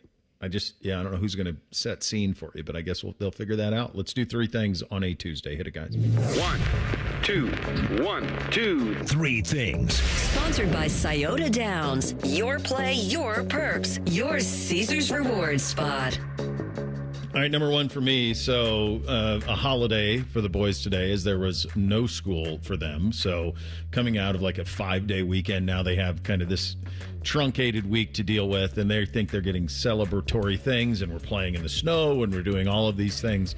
They're going to learn how to shovel. Is what's going to happen. We got a little construction project happening in the basement here over the next few weeks, and they're going to go ahead and shovel that. And there's a shovel for each of them, and I look forward to telling them this. I look forward to their faces, trying to make sense of the fact that they're going to have to shovel all of the outdoor walkways so that someone can get to the walk-in basement to deliver all the lumber and to handle all of those things. So I'm very much looking forward to that as soon as I'm done here. It's a highlight of the day almost. It's so exciting. I can't wait. I just want to give... I don't know if this should be a quick thanks, but a thanks to Brian Smith, now or soon to be former head coach of the Ohio Bobcats. You heard the news yesterday that he's on an indefinite leave. I would expect Brian Smith to land wherever Nick Rolovich lands. They were teammates at Hawaii. Rolovich is probably going to get a job somewhere in the group of 5 or the Power 4. I don't think he's going to be interim at Cal, but if he lands somewhere, I could see Brian Smith going with him. But just for the year of service, thank you for representing Ohio University with class. What do you make of that? What's going on with that story? So the Bobcats have a new athletic director. And remember, Brian Smith wasn't operating under a typical head coaching contract until he signed kind of a generic one in October of this year. Oh. So the Bobcats will be looking for their third head coach in as many years. So he doesn't want it? I don't necessarily know if it's him not wanting it or it's a situation where new athletic director and I think there was talk about working on a long-term agreement. I just don't know if the timing worked out where, as Brian Smith's looking at other options, the athletic director is so ready to say, okay, we'll stick here, per se. I know we talked a little bit about it earlier, but this being the first real snow of the winter, I was pretty impressed with Columbus this morning. The roads weren't too terrible. Everybody seemed to be, at least where I was, driving pretty safely, nothing crazy. And we did a pretty good job, guys, with all of our windows. Still got to remember to brush the top of the car off and get that back window, too. Just don't wait for the rear defroster to knock it all off. It'll only take you 30 more seconds. Number 2 for me, I'll dovetail off of the snow day. The only entity in our house that's happier than the boys is Buddy Garrity. The 3-year-old golden retriever is loping through drifts, tackling them in the snow, having the time of his life. My wife has sent me pics all morning. I'm like, he's having the time of his life. Best time ever for Buddy Garrity. So, Bo, just a refresher for those who haven't followed your saga with NBC and the Carolina Panthers. If they make the postseason, you owe him $1,000. Yeah. $1,000 is about 100,000 pennies. Have you considered that as the payment option? Pay him in nickels or pennies or dimes? I thought the pennies went away. I thought there are no more. They're still around. I'm sure you could scrounge up 100,000 pennies somewhere. Go break into a Coinstar machine. Yeah. Second thing for me, the next couple of days, if you need me to do something or want me to do something, don't ask. Because if I'm not here, I'm going to be somewhere buried in high school football stats and charts and talking to coaches. So just the next 2 days, don't even try. I'm not doing it. Hear that, ladies? Don't do it. The relentless pursuit can stop for this week. We got to get out of here because Ryan Day's press conference is coming up next. We're back tomorrow. Bishop and Friends right here on The Fan. If the sound of another man slammed against plexiglass turns you on, you've come to the right place. Proud to be